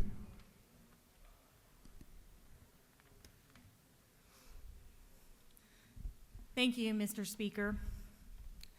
His name was Anthony Hill. He was a 26-year-old veteran who served in Afghanistan. He was black, naked, unarmed, and suffering from mental health when he was shot and killed by law enforcement. His apartment manager, who called the police, was concerned for his safety, and the responding officer who shot and killed him was actually convicted and sentenced to 12 years. I cannot speak to the intent of the officer, but I can speak about the fact that law enforcement's job is not to handle mental health, and they are simply not equipped to do it. And as with this case, it is not a single isolated case. Between 5 and 15% of calls placed to law enforcement are families who are calling for mental health support for their loved ones. And in these cases, law enforcement officers are often not able to respond adequately. People with untreated mental health issues are 16 times more likely to be killed by law enforcement. 16 times. This, along with the killings of Rayshard Brooks, Breonna Taylor, George Floyd, and other incidences of police brutality, has prompted a national dialogue on the role of law enforcement in our communities.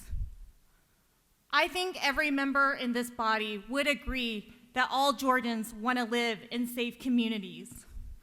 But we also recognize the presence of law enforcement doesn't make all communities safer. It is a truth that we do not like to admit, but we have the statistics and the stories to show it. If you are black or brown, whether armed or unarmed, you are more likely to be killed by law enforcement than your white counterpart. The calls for reimagining public safety are exactly about this. How do we build communities where all members are protected by law enforcement? And what should the role of law enforcement be in our community? The efforts to transfer funding from police departments is about addressing the root causes that we so desperately need to address. It is mental health issues, homelessness, addiction, domestic violence, poverty, and systemic racism. And at the heart of this, diverting funds to social workers, healthcare, housing, education, or creating new programming is aimed at reducing incarceration. Don't we as a body want to reduce incarceration? That's why we created accountability courts and pre-arrest diversion programs, because we know incarceration doesn't lead to safer communities, but it leads to a cycle that is both financially costly and harmful to our state and to our communities. Our state of Georgia spends $20,000 a year to incarcerate one individual, including those who are convicted for nonviolent crimes. And just as we are beginning to address the systemic flaws in policing, this bill would shut down the necessary discourse that elected officials are having with members of their communities. We did see proposals to transfer funding from police departments to other areas of needs, and they did not pass, either in Athens, Clarke County, or City of Atlanta. But fundamental in this is the public process by which local elected officials, whom are duly elected by their constituents, have the duty and responsibility to engage with their communities to decide what is best for their cities and for their counties. This is gross overreach by our state to usurp the wills of counties and municipalities and the constituents who elected their local elected officials. We do need the flexibility to have these conversations. And yes, we do need local control. That is what we use to decide what is best for our communities. And sometimes we may not like the outcome of that, but that is also why we have local elections. It's called a democracy. So as we collectively grapple with the role of law enforcement in our communities, my own city, the City of Atlanta, is proposing a Department of Public Safety and Wellness. It would create a division focused on non-emergency responses, including mental health crises. And it would establish a non-emergency response number for residents. This department would also reduce the workload for City of Atlanta Police Department and allow professionals who are actually equipped with the right training to respond to things like mental health and addiction. And this is exactly what we mean by reimagining the police. It means creating communities that are safe for everybody and not just for some of us. It means addressing root causes to reduce crime and to become less reliant on law enforcement. It means if you are black or brown, if you are poor or facing homelessness, if you are suffering from mental health addiction or mental health issues, you are not going to be killed by law enforcement or get shuffled into an incarceration system that does not rehabilitate or offer restorative justice. That's why I am voting against House Bill 286 today and ask members to do the same. I yield the well. Chair recognizes Representative Holcomb to speak to the bill.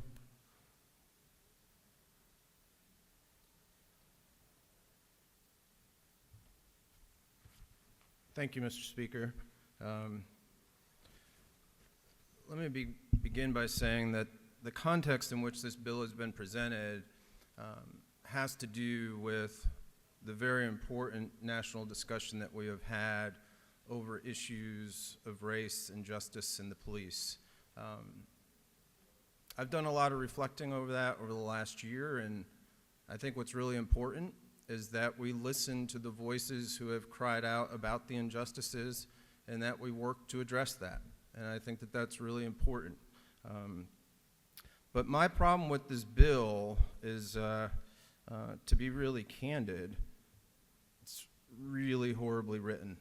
It's bad policy, and there's so much that is just awful about it. So let me just walk you through it. If you have the bill, there's two sections, and one of them has to do, section 1 has to do with counties and their police departments. Section 2 has to do with municipalities. The language basically maps each other. So where does it fail? It fails right off the bat. If you go to line 17, it talks about actual or anticipated revenues, but it does not define revenues. At the local government, you have general fund revenues, which can be property taxes, sales taxes, your basic annual appropriations and revenues. It doesn't take into account one-time appropriations. You can have intergovernmental transfers, you can have SPLOS monies, you can have special purpose monies, so it does a very poor job of defining revenues. And why is that important? Because the revenues are going to set the baseline by which we're going to hold governments accountable going forward. That's a huge mistake and a huge error.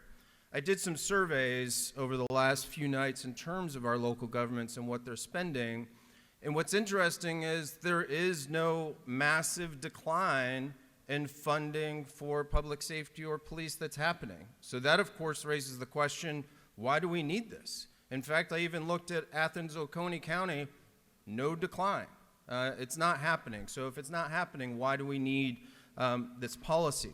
But my concern comes from thinking through, as we are charged to do, the second and third order effects of if we have economic challenges and you have declines in revenues, we are going to force our local governments to make decisions that may be very damaging and detrimental across the board.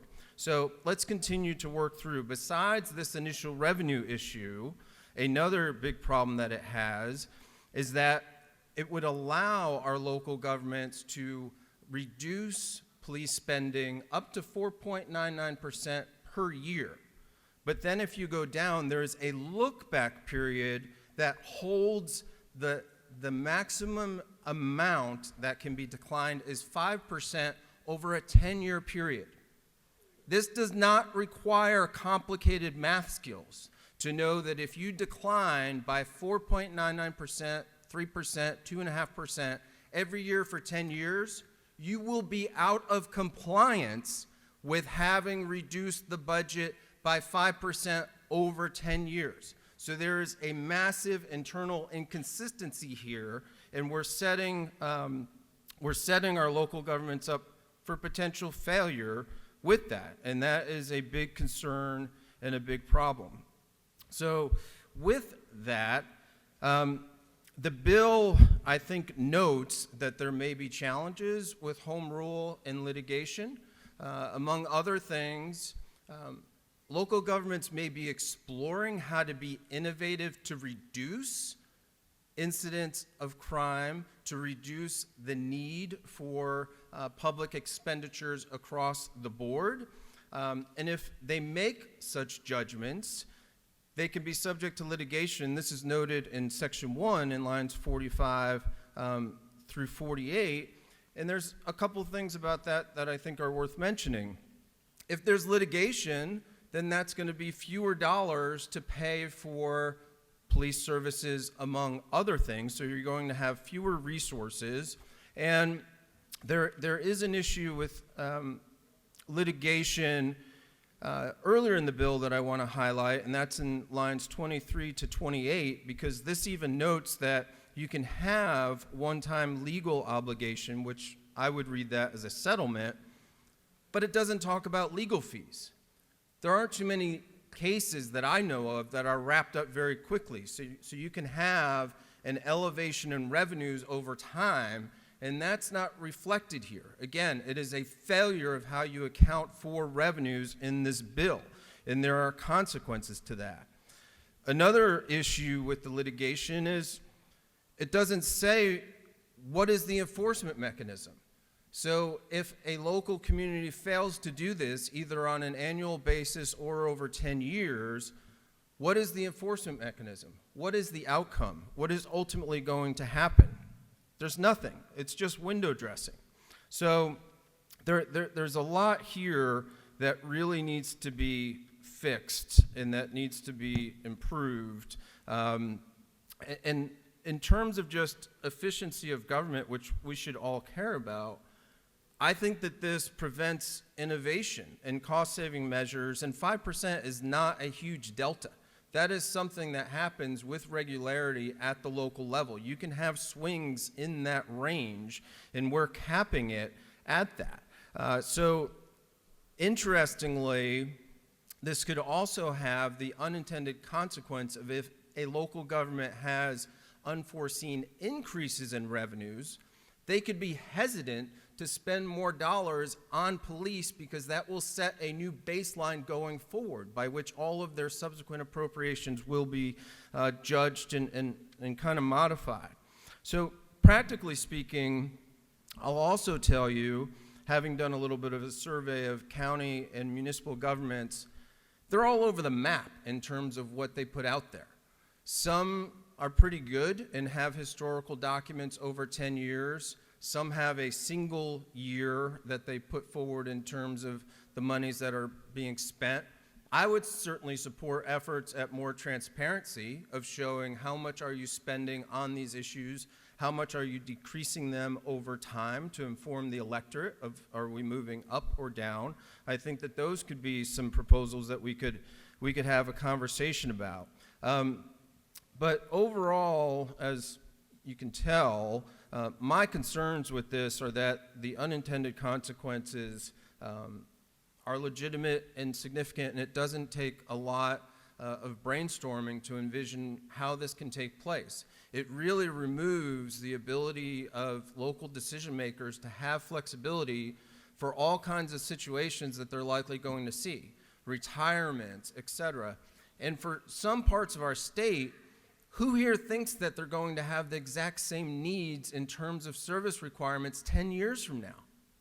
We have parts of the state that have declining populations, and what we're saying is you still have to budget at 5% of where you were 10 years ago. That's insane. It's ridiculous. So finally, I'll close with this because I know that there are other people that want to speak on it. You may recall that not too long ago, August of 2019, in fact, Governor Kemp put forward a statement that said that we were going to cut the budget by 4% mid-year. That gets into also this issue of anticipated and actual revenues. That's not clearly defined. Is anticipated only at the beginning, or can you anticipate changes along the way? It's unclear. But then what did he say for fiscal year 2021, which is what we're in now? We were going to cut at what level? 6%. This says the max that you can do is 5%. So as the state, we're setting a level that we don't even uphold on our own, which I think is just absurd. So I'm happy to answer questions, but I know that there are others that want to speak, so I'll yield the well, and if you want to talk, come see me. Thanks. Chair recognizes Representative Kennard to speak to the bill. Thank you, Mr. Speaker. Today I rise in opposition to HB 286. The largest mental health service provider in our state is Georgia State Prisons, the largest by far. This is what happens when mental illness and access to treatment is not prioritized. Georgia remains at the bottom in the U.S. in terms of mental health access. And when we fail to address this issue on the front end with adequate mental health access, we are forced to deal with it on the back end with law enforcement and corrections. In effect, Georgia criminalizes mental illness. The Transitional program, of which I am founder and CEO, we work daily in the middle of this space. We serve the homeless, and a typical client for us has a mental health diagnosis, a second diagnosis of addiction, and a felony background. These three things are many times connected. According to NAMI, the National Alliance of Mental Illness, most folks who abuse the substances of drugs and alcohol have an underlying mental health condition that is not being treated. So mental illness, addiction, homelessness, incarceration are too often directly related. Here's the way it happens every day in Georgia. One of our citizens experiences a mental health crisis, a 911 call is made, and the police respond. And God bless our police departments. I have many friends and families who are in law enforcement, but they are not mental health professionals. These situations are beyond the ambit of their expertise. It is unfair to everyone engaged. And when the situation escalates, as it often does, an arrest happens, or sometimes much worse, too many times lethal force. Another dynamic that compounds this problem in our state is that we have so few crisis stabilization unit beds. Jails are used as default facilities. The local community service board in Gwinnett County, where I serve, is Viewpoint Health, and they are wonderful. They do wonderful and great work, but their safety net is not large enough. Viewpoint Health serves Gwinnett County, Rockdale, Newton, and portions of DeKalb, so pushing 1.5 million people. How many crisis beds do we have? 23, a paltry 23, which doesn't come close to addressing the needs. And historically, when these CSU beds fill up, the folks who are in custody of the police as a result of the 911 call, who are not criminals, they're merely sick, they end up being locked up. The person in crisis effectively gets caged and often put into isolation, which is the last thing a person in crisis needs. It only exacerbates the crisis. My county and the cities I serve are grappling with this issue of mental illness, looking for better and appropriate options to prevent unnecessary incarceration. The program where I serve, we have 70 bed spaces, and we stay maxed out with a waiting list. Many of our clients, and much of the waiting list, is comprised of referrals from our accountability court systems.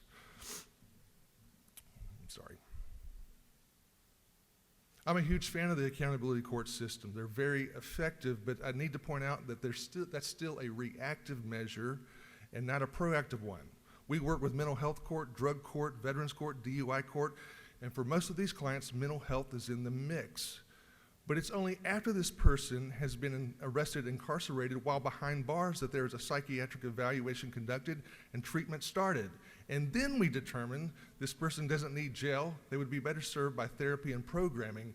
If programs like ours had more funding, we could expand our capacity. Currently, we turn more people away than we accept. HB 286 would handcuff, pun intended, us to the law enforcement option. Local governments need the flexibility to allocate our tax dollars to address the issues with our own customized local strategies. When a crime is being committed, we should send our men and women in blue. When it's mental health, we should send the appropriate and qualified professionals. Please vote no to HB 286. Mr. Speaker, in deference to time, I yield the well. Gentleman has yielded the well. Chair recognizes Representative Saines to speak to the bill.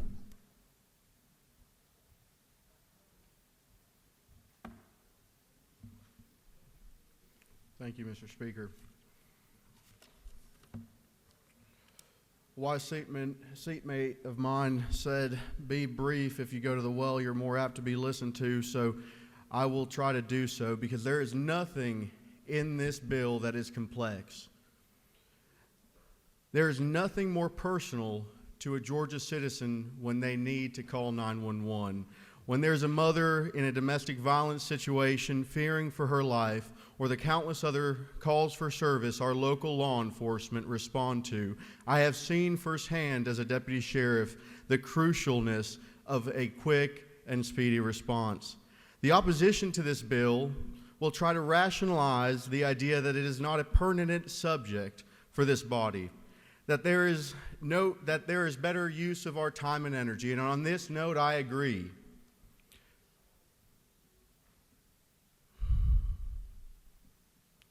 Restricting defunding police is not a visionary policy. This bill does not dictate how Georgia communities can structure their departments or what equipment they feel necessary for their officers to have, what mental health services that they should provide, what ways they can serve their citizens. What this bill does is set a minimum a minimum standard of what Georgia citizens know, what standard the Georgia citizens know they are entitled to, and the safety that they should expect. This bill is an unfortunate necessity made relevant to us by the willingness of some of our local governments to show their willingness to abdicate their obligations to our citizens. To preserve public order and to protect life and property is of core expectation. My dear colleagues, we ask our local officers to face innumerable unknowns. The funding for their positions should not be one of them, and those they are served deserve better. A member of this body said it best in committee, when a Georgia citizen dials for help, they deserve an answer. Let's be clear, this bill is part of answering that. Thank you. I yield the well. Chair recognizes Chairman Alan Powell to speak to the bill.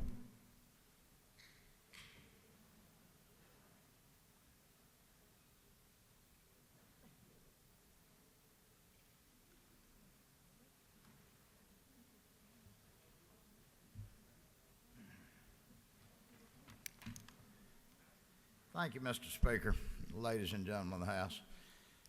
I don't like to come down here and speak on some of these bills from time to time unless I really think I've got something I want to point out. But the base obligations of government, and that's the duties of government, first and foremost, is public protection, to ensure a civil society and a safe society. You know, in this world we live in, not everybody out there subscribes to their Second Amendment rights the way some do. And it's the most vulnerable people that need to have public safety and a good, strong public safety system. You know, I listened to this and I thought to myself when this bill was put in, I said, what's the necessity to this bill? Is it that bad? But it's not necessarily that bad, but it is as much as an answer to the politicalization of an issue that has been made in the last year. Defund police. Defund law enforcement. You know, you can defund a lot of parts of government and a lot of funding in government, but there's one place that you don't need to defund, and that's the public safety arena. The arena that protects people's lives, because that's what really matters. I've listened to some of the speakers intently that were up here a while ago, and you know, I listened about mental health. I listened about minorities who are killed under justifiable. I don't know if they are or they're not, and I'm sure that there's some law enforcement officers that have probably done some things that were overreaching and things like that, but I always remind people, until you've walked in their shoes. And when you see someone who, if you see a suspect who has a weapon and you're an officer, you don't know what the suspect's going to do with that weapon. You don't. If that officer's called to duty and a suspect, after interrogation, takes a weapon from that officer's belt and tries to fire it at him, whether it's a taser or a weapon, then that's a dangerous situation. And these are things that we need to be on guard. We don't need to be prejudicial until something's been proven about these officers, because these are some folks that are doing a job that nobody else wants to do, quite frankly. But the bottom line is they have a basic duty, and that's to enforce the law and to protect the citizens, to protect and serve that we continue to hear. But then I heard the discussion, not just about, the treatment of minorities, but I heard about the mental health issue. And I'm sitting there and I'm thinking to myself, and I've heard these discussions about that, but yeah, you need more folks dealing with mental health. I can assure you, and I'm telling the members here something that they're not, probably will not disagree with me, but we're going through one of the toughest times on mental health, and I call it the COVID anger stage, that you can't please anybody. People's anxieties are up, but this isn't anything new, ladies and gentlemen. law enforcement will tell you that the most dangerous call that they get is on a domestic violence call or a domestic call of any sort. Do they need more? Do we need more? Do we need to do away with police officers and hire more sociologists? Yeah, we probably do. But I'll tell you that those police officers, for the biggest role in the new training and the extensive training they're going through, they're being trained in mediation results and how to deal with different folks. But at the end of the day, say what they want to, there will always be need for more and not less money that goes to public safety. I remember a few years ago when I sat in the same chair that Chairman Collins sits in over at Public Safety. And I was absolutely aghast when a memo came by me that was put out by Atlanta PD a memo to the merchants in the Buckhead area and the such, that if you have shoplifting appearing in your store, then don't call us, call private security.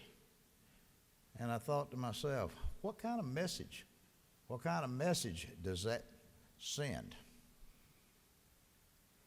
And then we continue to see more and more of a deterioration and more outwardly criminal activity.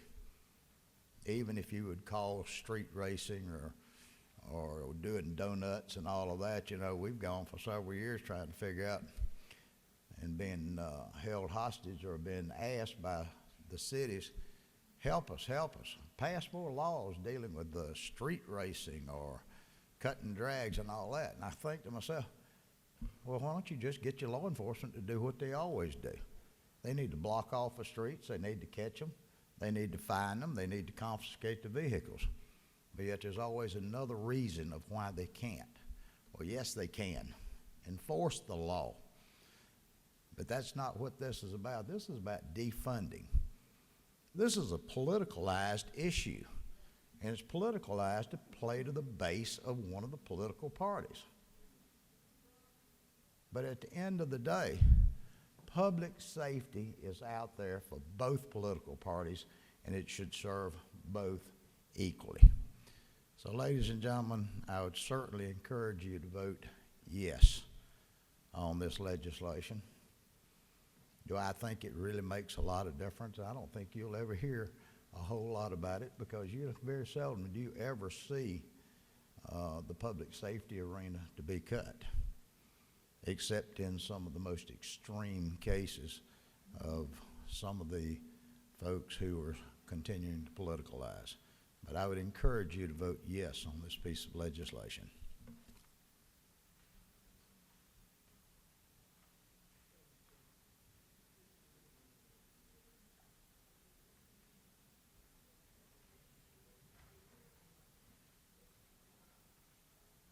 Chair recognizes Chairman Knight to speak to the bill.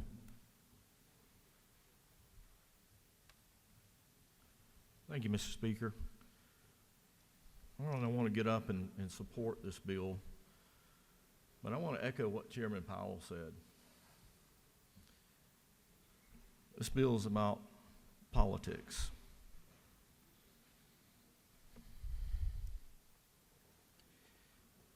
And some of the comments that have been made on this floor today in regards to why you shouldn't vote for this bill, I just can't sit here and not respond. Chairman Powell, you're exactly right. One of the primary responsibility of government, especially our local governments, is what? Is public safety. As referred to the comments about the definitions of revenues, and this bill lacks that, and it just doesn't, cut the right language in here. I think that's incorrect. A little history or a little perspective about what local governments do in their funding. We have what's called a general fund, and one gentleman mentioned that.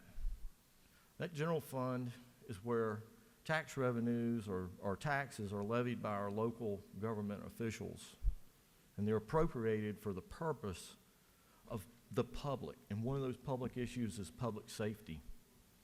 And public safety should be available to anyone.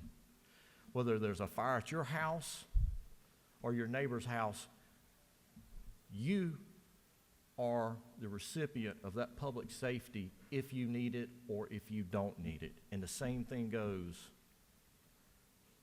for law enforcement, for our police departments.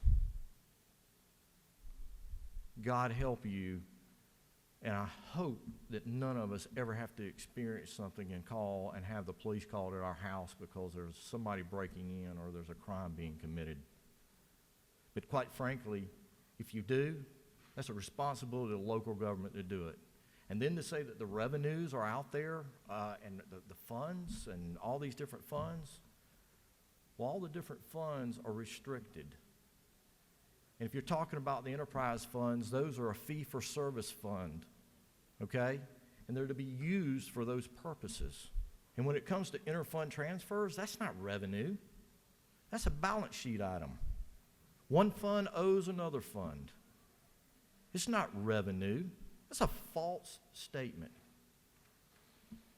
And as far as the transparency issue of the budgets, every local city and county government has meetings, commission and committee meetings, and everybody in the public is welcome to show up, and there's a budgetary process, and you are welcome as the public to go up there, and if you've got a question about what is being spent in the budget, you get to go up there and do it. On top of that, guess what? Every local government in the state of Georgia is required to file an audit. Or guess what? You may not be subject. If you do and you violate that, you may not get funded or available to receive state or federal funds.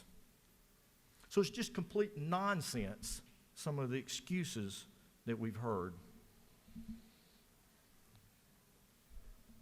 I used to do auditing. Haven't done it in a long time. City audit, municipal audit. And I happened at that time, at night, I would go out and ride with the police of that little city. And I watched them, and I actually was there, and I don't know how much drugs they took off of the highways and the streets. And for people to get up here and say that this is a mental illness issue, while at the same time mentioning that it's about drugs, there's an addiction issue that's causing people to get here. Well, go ahead and make sure that we're already stretched thin of the war on drugs, and our police are the primary force fighting the war on drugs to keep the drugs out of the hands of the people you pretend to protect. Let's just let more drugs on the street. Hypocritical. Drugs kill people. It destroys lives, but yet this political ploy about the police being the enemy when they're in fact the ones that are out there defending and on the front line with the war on drugs, trying to keep drugs out of our state, out of our schools, out of our cities, our communities, off our streets. And I'm going to make one last comment. We look around and it's politics today, and we talk about drugs and addictions. How many of you would vote to legalize drugs? How many of you from your districts and these cities and these counties that want to go down this route of defunding the police have refused to prosecute drug crimes? But then on the other hand, you're sitting here propping yourself up politically on the fact that you're trying to get people off of drugs. And that's the reason for all of the mental illness and all of the issues that face us. It's gut check time. Quit the politics. Get back down to where we're helping people and we're going to the root cause no matter what color you are. There's people who die on the streets every day and die of overdoses, and it doesn't make a difference if they're black, white, brown, yellow. It really doesn't. And to come up here and do this, it's intellectually dishonest, and it does a disservice to the people of this state, to the people we purportedly serve in our districts, and most of all, our friends and our families. Mr. Speaker, I support this bill, and I hope that everyone will too. Is there any objection to the previous question being ordered? The chair hears none. The previous question is ordered. We're now going on to the minority report and the chair's time. 20 minutes each total for each of the presentations.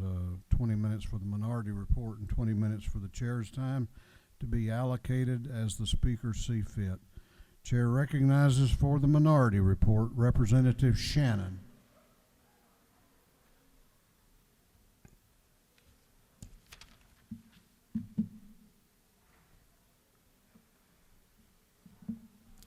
Thank you, Mr. Speaker. This bill does absolutely nothing to increase or protect public safety. All it does is dictate to local governments what they have to spend on law enforcement, regardless of what they can afford, regardless of how the priorities change within that community. And it's really interesting because we have spent so much time micromanaging local governments this session. We spend more time on that than we do on state business. Last week we were told local governments can't decide what kind of fences they want in their neighborhood. This week we're told they can't decide how to work out their budget and what the priorities should be in their budget. In committee, it was said that this bill was to defeat calls to defund the police, which is really just black and brown communities saying that over-policing leads to more police killings and police brutality in our communities. And there are better ways for the money to be spent, and let us figure that out in our communities. Republicans know that these issues are connected, and that's the reason why you didn't want to talk about this bill yesterday, because it was the 1-year anniversary of Ahmaud Arbery being killed. So you know that this stuff is connected. But let's talk about the real animus for these bills, because Georgia's not the only state that's seeing one of these bills. These bills are being filed across the country by Republicans. And I think that this is a weird PR campaign by Republicans to absolve themselves of the fact that domestic terrorists from their party went up to the Capitol on January 6th and killed and maimed police officers. Defund the police has never killed any police officers. Defund the police has never maimed any police officers. So Republicans, you can continue to run these weird PR campaigns if you want to. Democrats will continue to press for justice and to make sure that we don't see any more of the following: Eric Gardner's, Michael Brown, Laquan McDonald, Tamir Rice, Walter Scott, Samuel DuBose, Freddie Gray, Alton Sterling, Philando Castile, Ahmaud Arbery, Breonna Taylor, George Floyd, Rashard Brooks, Jamarian Robinson, Shalee Tilson, Tanisha Anderson, Alexia Christian, Maya Hall, Nick Thomas, and many more. I'll yield the next couple of minutes to Representative Anulewicz.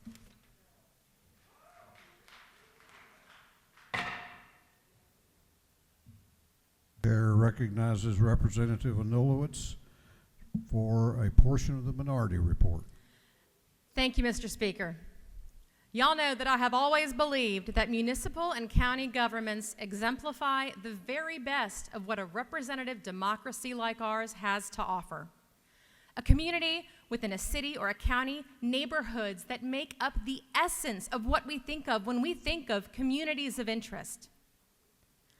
They elect the person who they feel will best represent their voice on their city council, their city commission, or their county commission. It is critically important that we do not forget that these local elected officials represent their communities in a way that, candidly, we don't.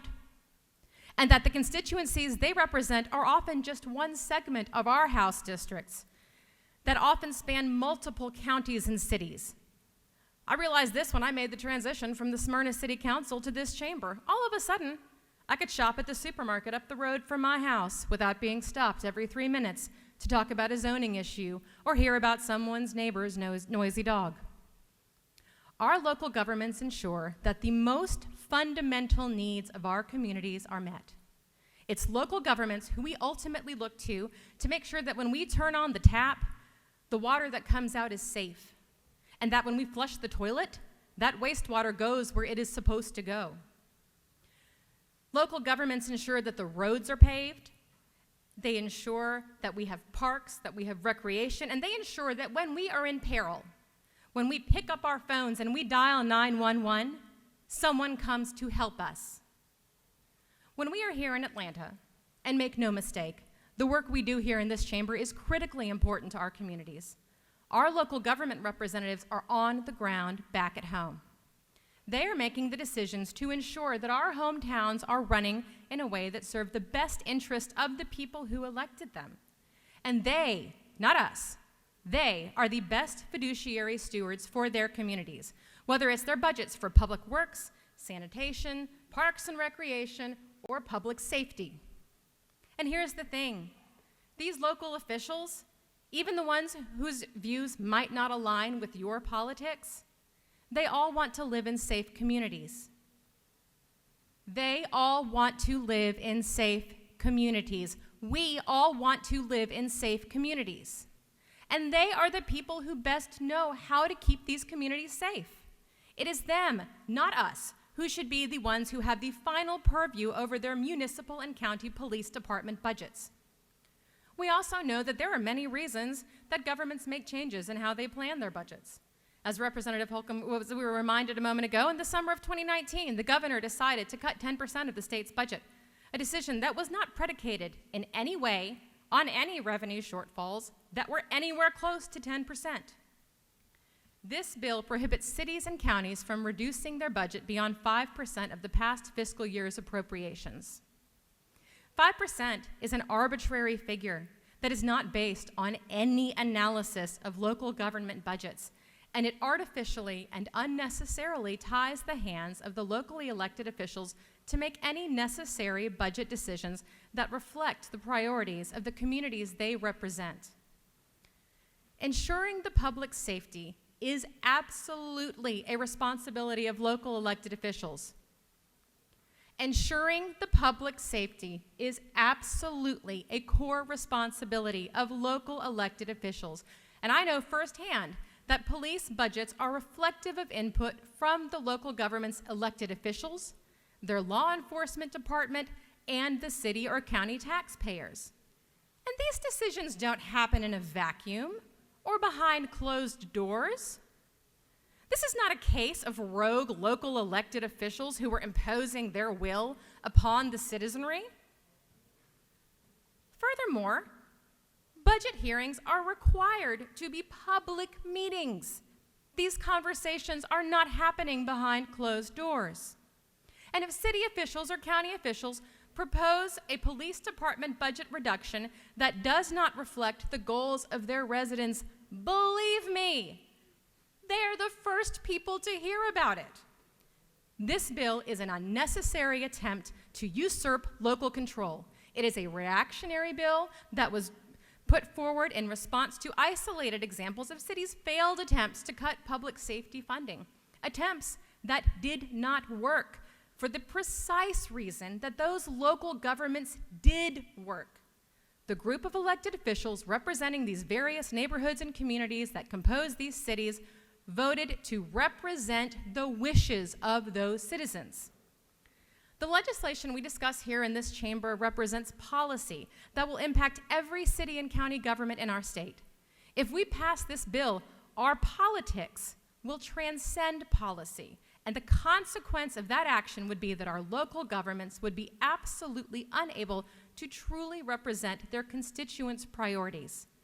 I urge you to vote against this utterly unnecessary bill, and I yield the balance of my time to the leader.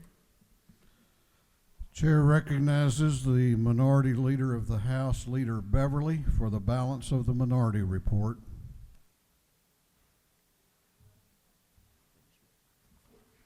Thank you, Mr. Speaker. Just for the sake of clarity, I have 2 minutes or 11 minutes. All right, thank you. 11. Thank you very much, Mr. Speaker. 10 years ago, I was fortunate enough to be elected to the General Assembly. And I sat right over there in that corner in front of Susan Holmes, next to Sam Watson and Jason Shaw and Amy Carter. Stacey Abrams was the leader. John Burns had brown hair.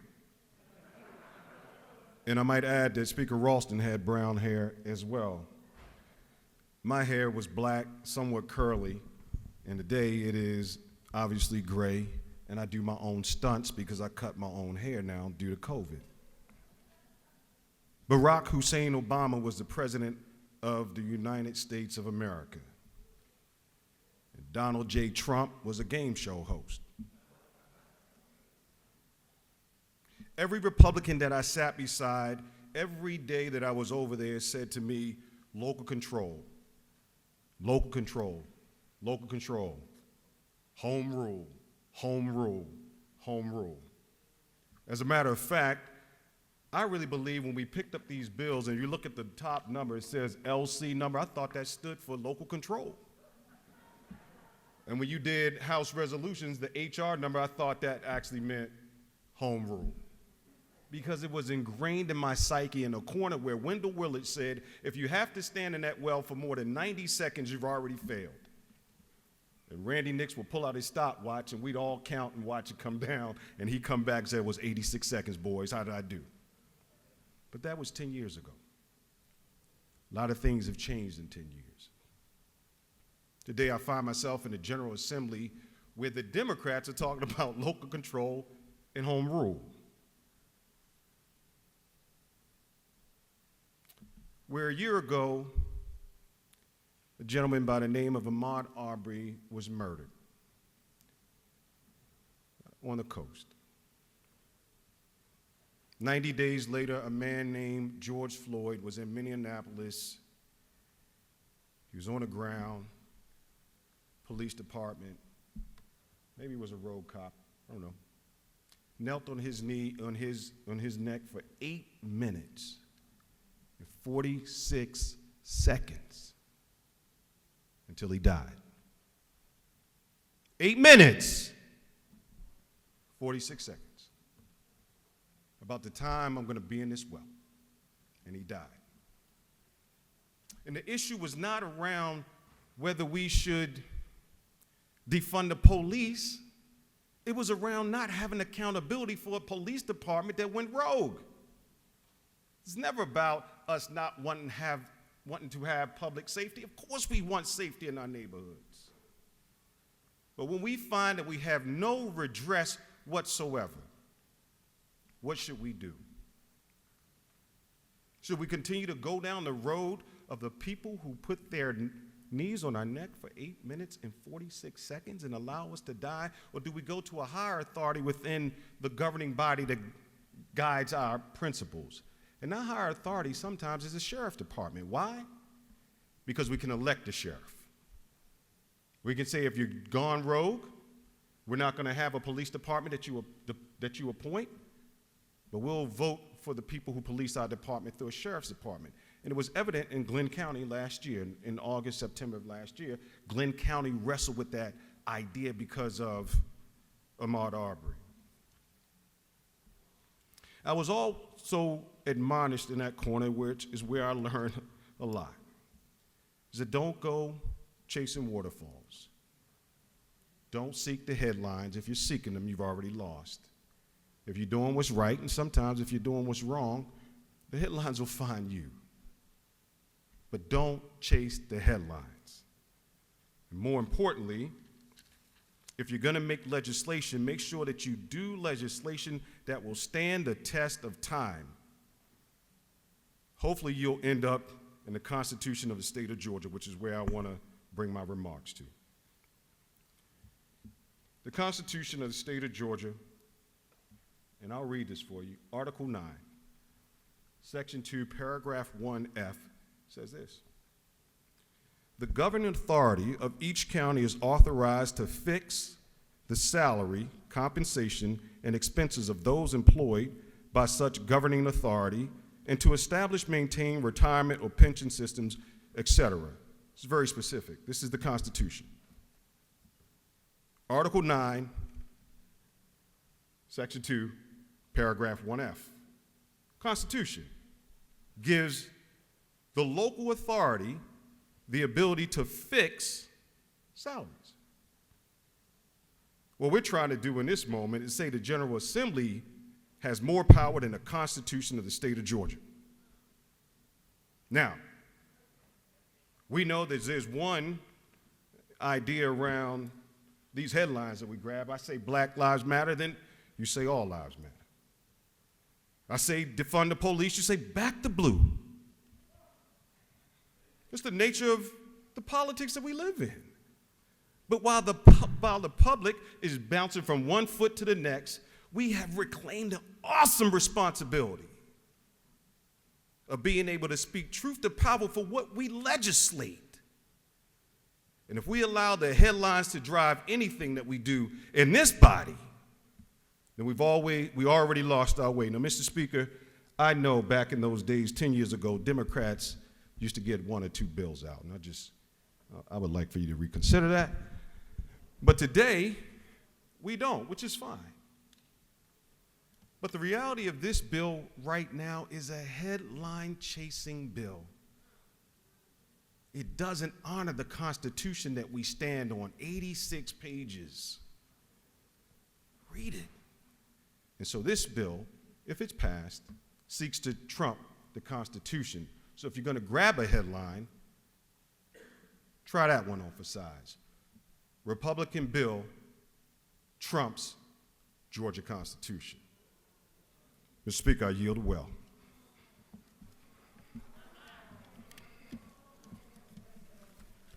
Gentleman has yielded the well. We're going on now to the chairman's time. Chair recognizes the chairman of the committee, Chairman Darlene Taylor, for the chairman's time.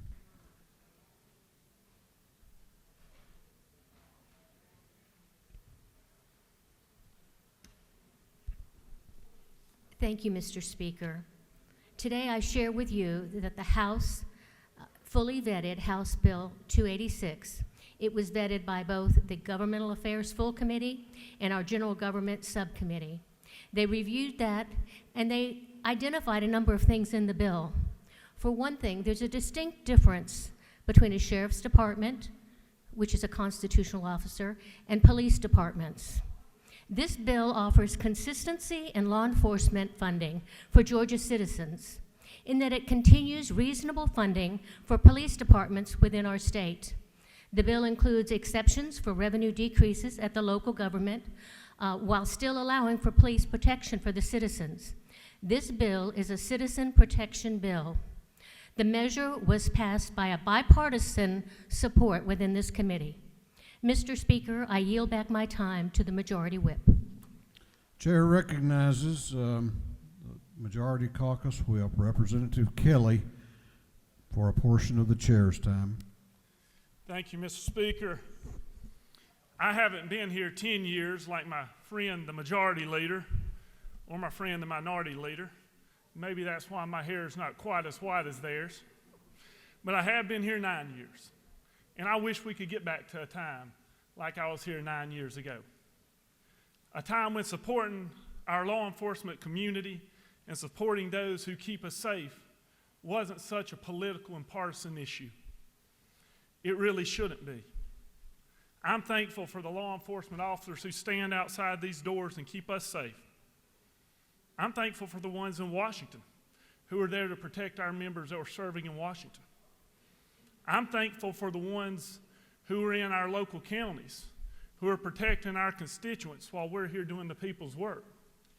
I'm thankful for the ones in our cities, those right outside the steps of this Capitol here in our state's capital city.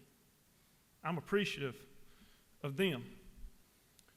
This issue is too important, much too important to be emotional, much too important to be hysterical.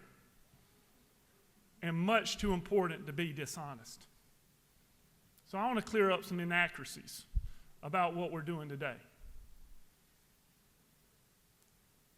When a city or a county has a revenue shortfall, whether that's because their population is declining or because we've hit a tough economic time, this bill has a provision that will allow them to respond.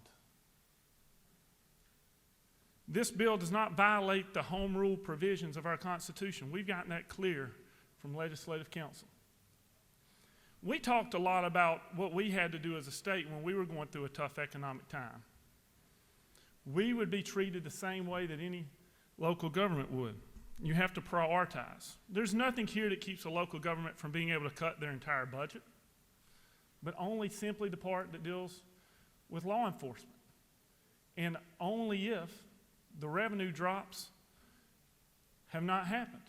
If revenue's increasing or revenue's the same, that's when we say don't cut law enforcement. Don't expose your communities to being unsafe. We did cut our state budget 10%. But what we didn't do is we didn't cut state law enforcement, because we did what we ask our constituents all across the state to do. Put your priorities down on paper, just like they have to do in their budgets at home. We took a vote as a body where we continued to fund law enforcement. Now, we also took another vote during this time. It was another bill that my friend from Athens, Clark County carried. It was a bill that said while we're cutting our state budget, we're also going to take a pay cut. I find it ironic that the minority party didn't want to cut our pay, but here they are today hoping that the local governments will cut our law enforcement's pay. We're getting to see where people's priorities are. Mr. Speaker, I'm proud for the measure that my friends brought here, and I look forward to having the support of a bipartisan measure that came out of committee on the floor today. I'll yield the well. Chair recognizes the author of the bill, Representative Gaines, to conclude the chair's time. Thank you, Mr. Speaker, and I just want to conclude by responding to a few points that were brought up in the argument here on the floor this afternoon. The first being local control, and I do support local control and believe that is something that this General Assembly supports. But when we have local governments that are out of control and putting lives at risk in our state, we have to step in. And I live in a community that has considered cutting 50% of its police budget. We have to step in. Lives are at risk in communities that are making those sort of proposals. And so that is what this bill addresses, and I believe it's an important step. And another point that was brought up said that this isn't happening in our state. This is a headline bill. It is happening in our state. The city of Atlanta looked at cutting $73 million last year. It only failed by one vote on the city council. Athens, Clark County has looked at cutting 50% of its police budget. That very well could come up for a vote again this year. So this is something that is happening and that cities and counties in our state are considering.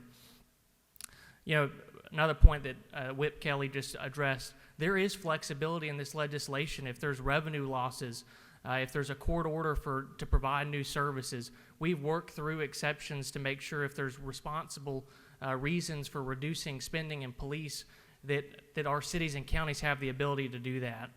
Another point that was brought up was mental health, and I believe we've got to invest in mental health, and this General Assembly's done that, and I would encourage cities and counties across our state to invest in mental health. But we can't do that at the expense of public safety. Finally, someone brought up unintended consequences. The unintended consequences of not passing this legislation are lives that we might lose by cutting public safety, putting families at risk. That's the unintended consequences if we don't pass this legislation. You know, to be honest, when I introduced this bill and brought it forward, I didn't think this was a partisan issue, and I'm disappointed that it's become one, because supporting our law enforcement is something we should all do, and I hope, Mr. Speaker, that we pass this legislation to protect Georgia families. I yield the well and ask for your favorable consideration of this legislation. Is there any objection to adopting the committee substitute? The chair hears none. The committee substitute is adopted. Is there any objection to agreeing to the report of the committee, which was favorable to the passage of the bill? The chair hears none. The report of the committee is agreed to. Shall this bill now pass? All in favor of the passage of the bill will vote aye. Those opposed will vote no, and the clerk will unlock the machine.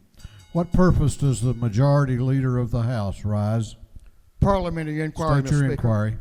Mr. Speaker, isn't it true that while we've been sitting here debating this bill, that I received a request from my district to write a letter seeking grants to support the training of local law enforcement in their efforts to make sure that those members of local law enforcement are adequately trained in the use of force, de-escalation training, crisis intervention training, crisis negotiating training.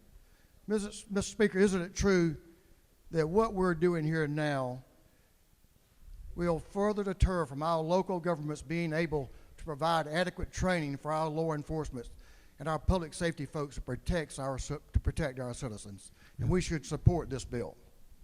If the gentleman so states, I know he believes that to be true. What purpose does Representative Anulowicz rise?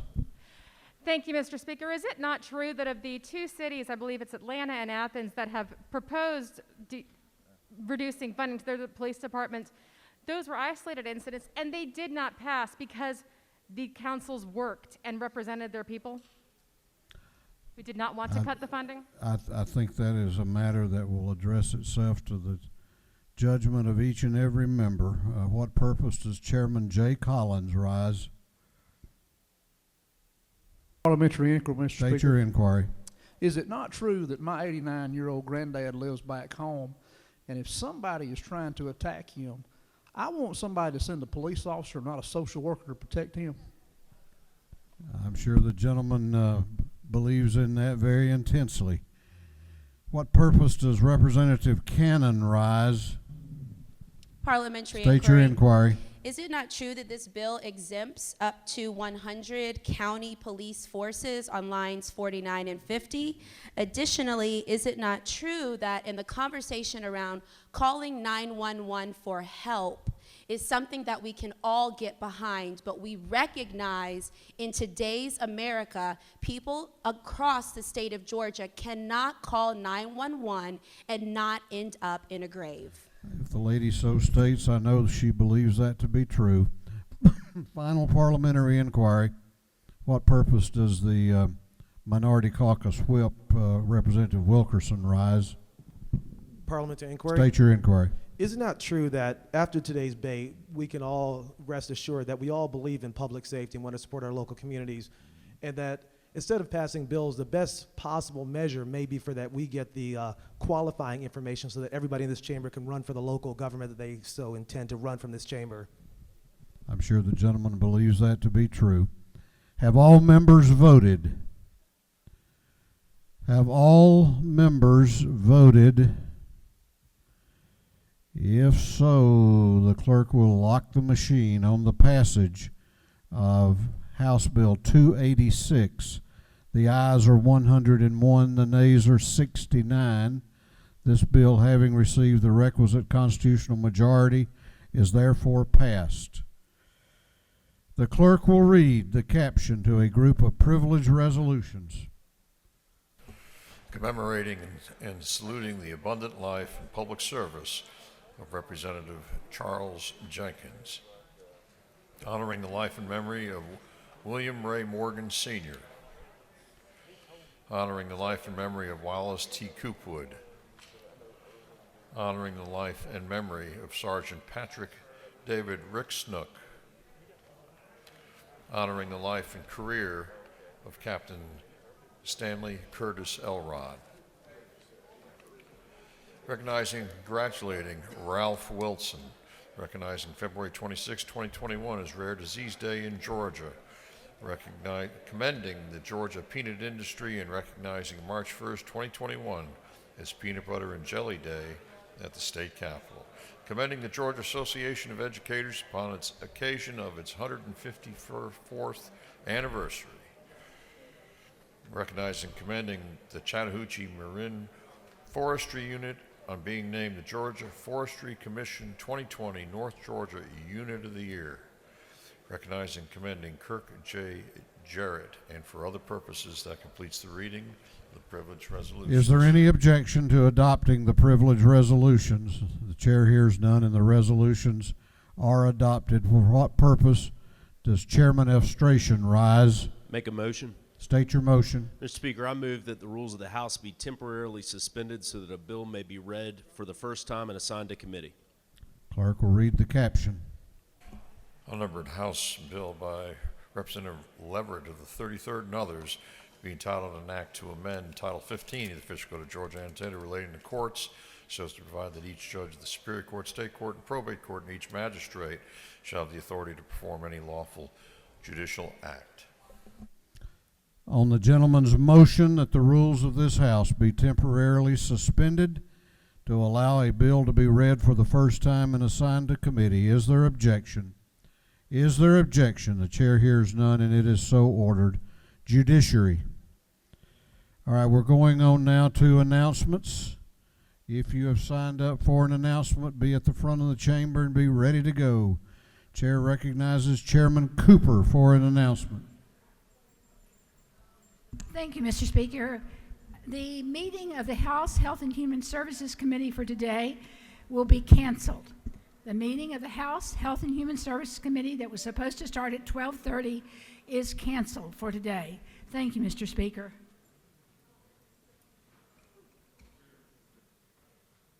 Chair recognizes Chairman Lynn Smith for an announcement. Thank you, Mr. Speaker, members of the House. There is a House Natural Resource and Environment Committee meeting tomorrow morning, 8 o'clock, room 606. We'll be taking up one bill. Thank you. Chair recognizes Representative Drenner for an announcement. Chair recognizes Chairman Newton for an announcement. Thank you, Mr. Speaker. The Special Committee on Access to Quality Health Care will meet today in room 515 in CLOB. We'll be meeting at 2 o'clock, 5:15. Thank you. Chair recognizes Chairman Werkheiser for an announcement. Thank you, Mr. Speaker. The Industry and Labor will meet today at 3 o'clock, room 506, both in person and Zoom. Thank you. Chair recognizes Chairman Collins for an announcement. Thank you, Mr. Speaker. The Public Safety and Homeland Security Committee, Subcommittee A, will meet at 1 o'clock, 506 CLOB. Thank you. Chair recognizes Representative Gunner for an announcement. Thank you, Mr. Speaker. The Gunter Subcommittee of Judiciary is going to meet in CLOB 406 at 3:30. Chair recognizes Representative Jasmine Clark for an announcement. Chair recognizes Representative Gullett for an announcement. Thank you, Mr. Speaker. Governmental Affairs Full Committee will be meeting today at 2 o'clock, room 406 of CLOB. Governmental Affairs Full Committee, 2 o'clock, CLOB. Thank you so much. Chair recognizes Chairman Watson for an announcement. Thank you, Mr. Speaker. Members of the Rural Caucus, if you'll listen up, lunch is being brought over here from Twin Towers. You can pick up your lunch, box lunch, in room 245. I know committee meetings are going to start meeting, so the College of Agriculture and Environmental Sciences is our host today, and they provided box lunches if you can pick them up in 245. Thank you. Chair recognizes Representative Drenner for an announcement. Thank you, Mr. Speaker. This is a reminder that the DeKalb House and Senate joint meeting will happen upon adjournment, and you can pick up your lunch in room 514 of the CLOB. Thank you.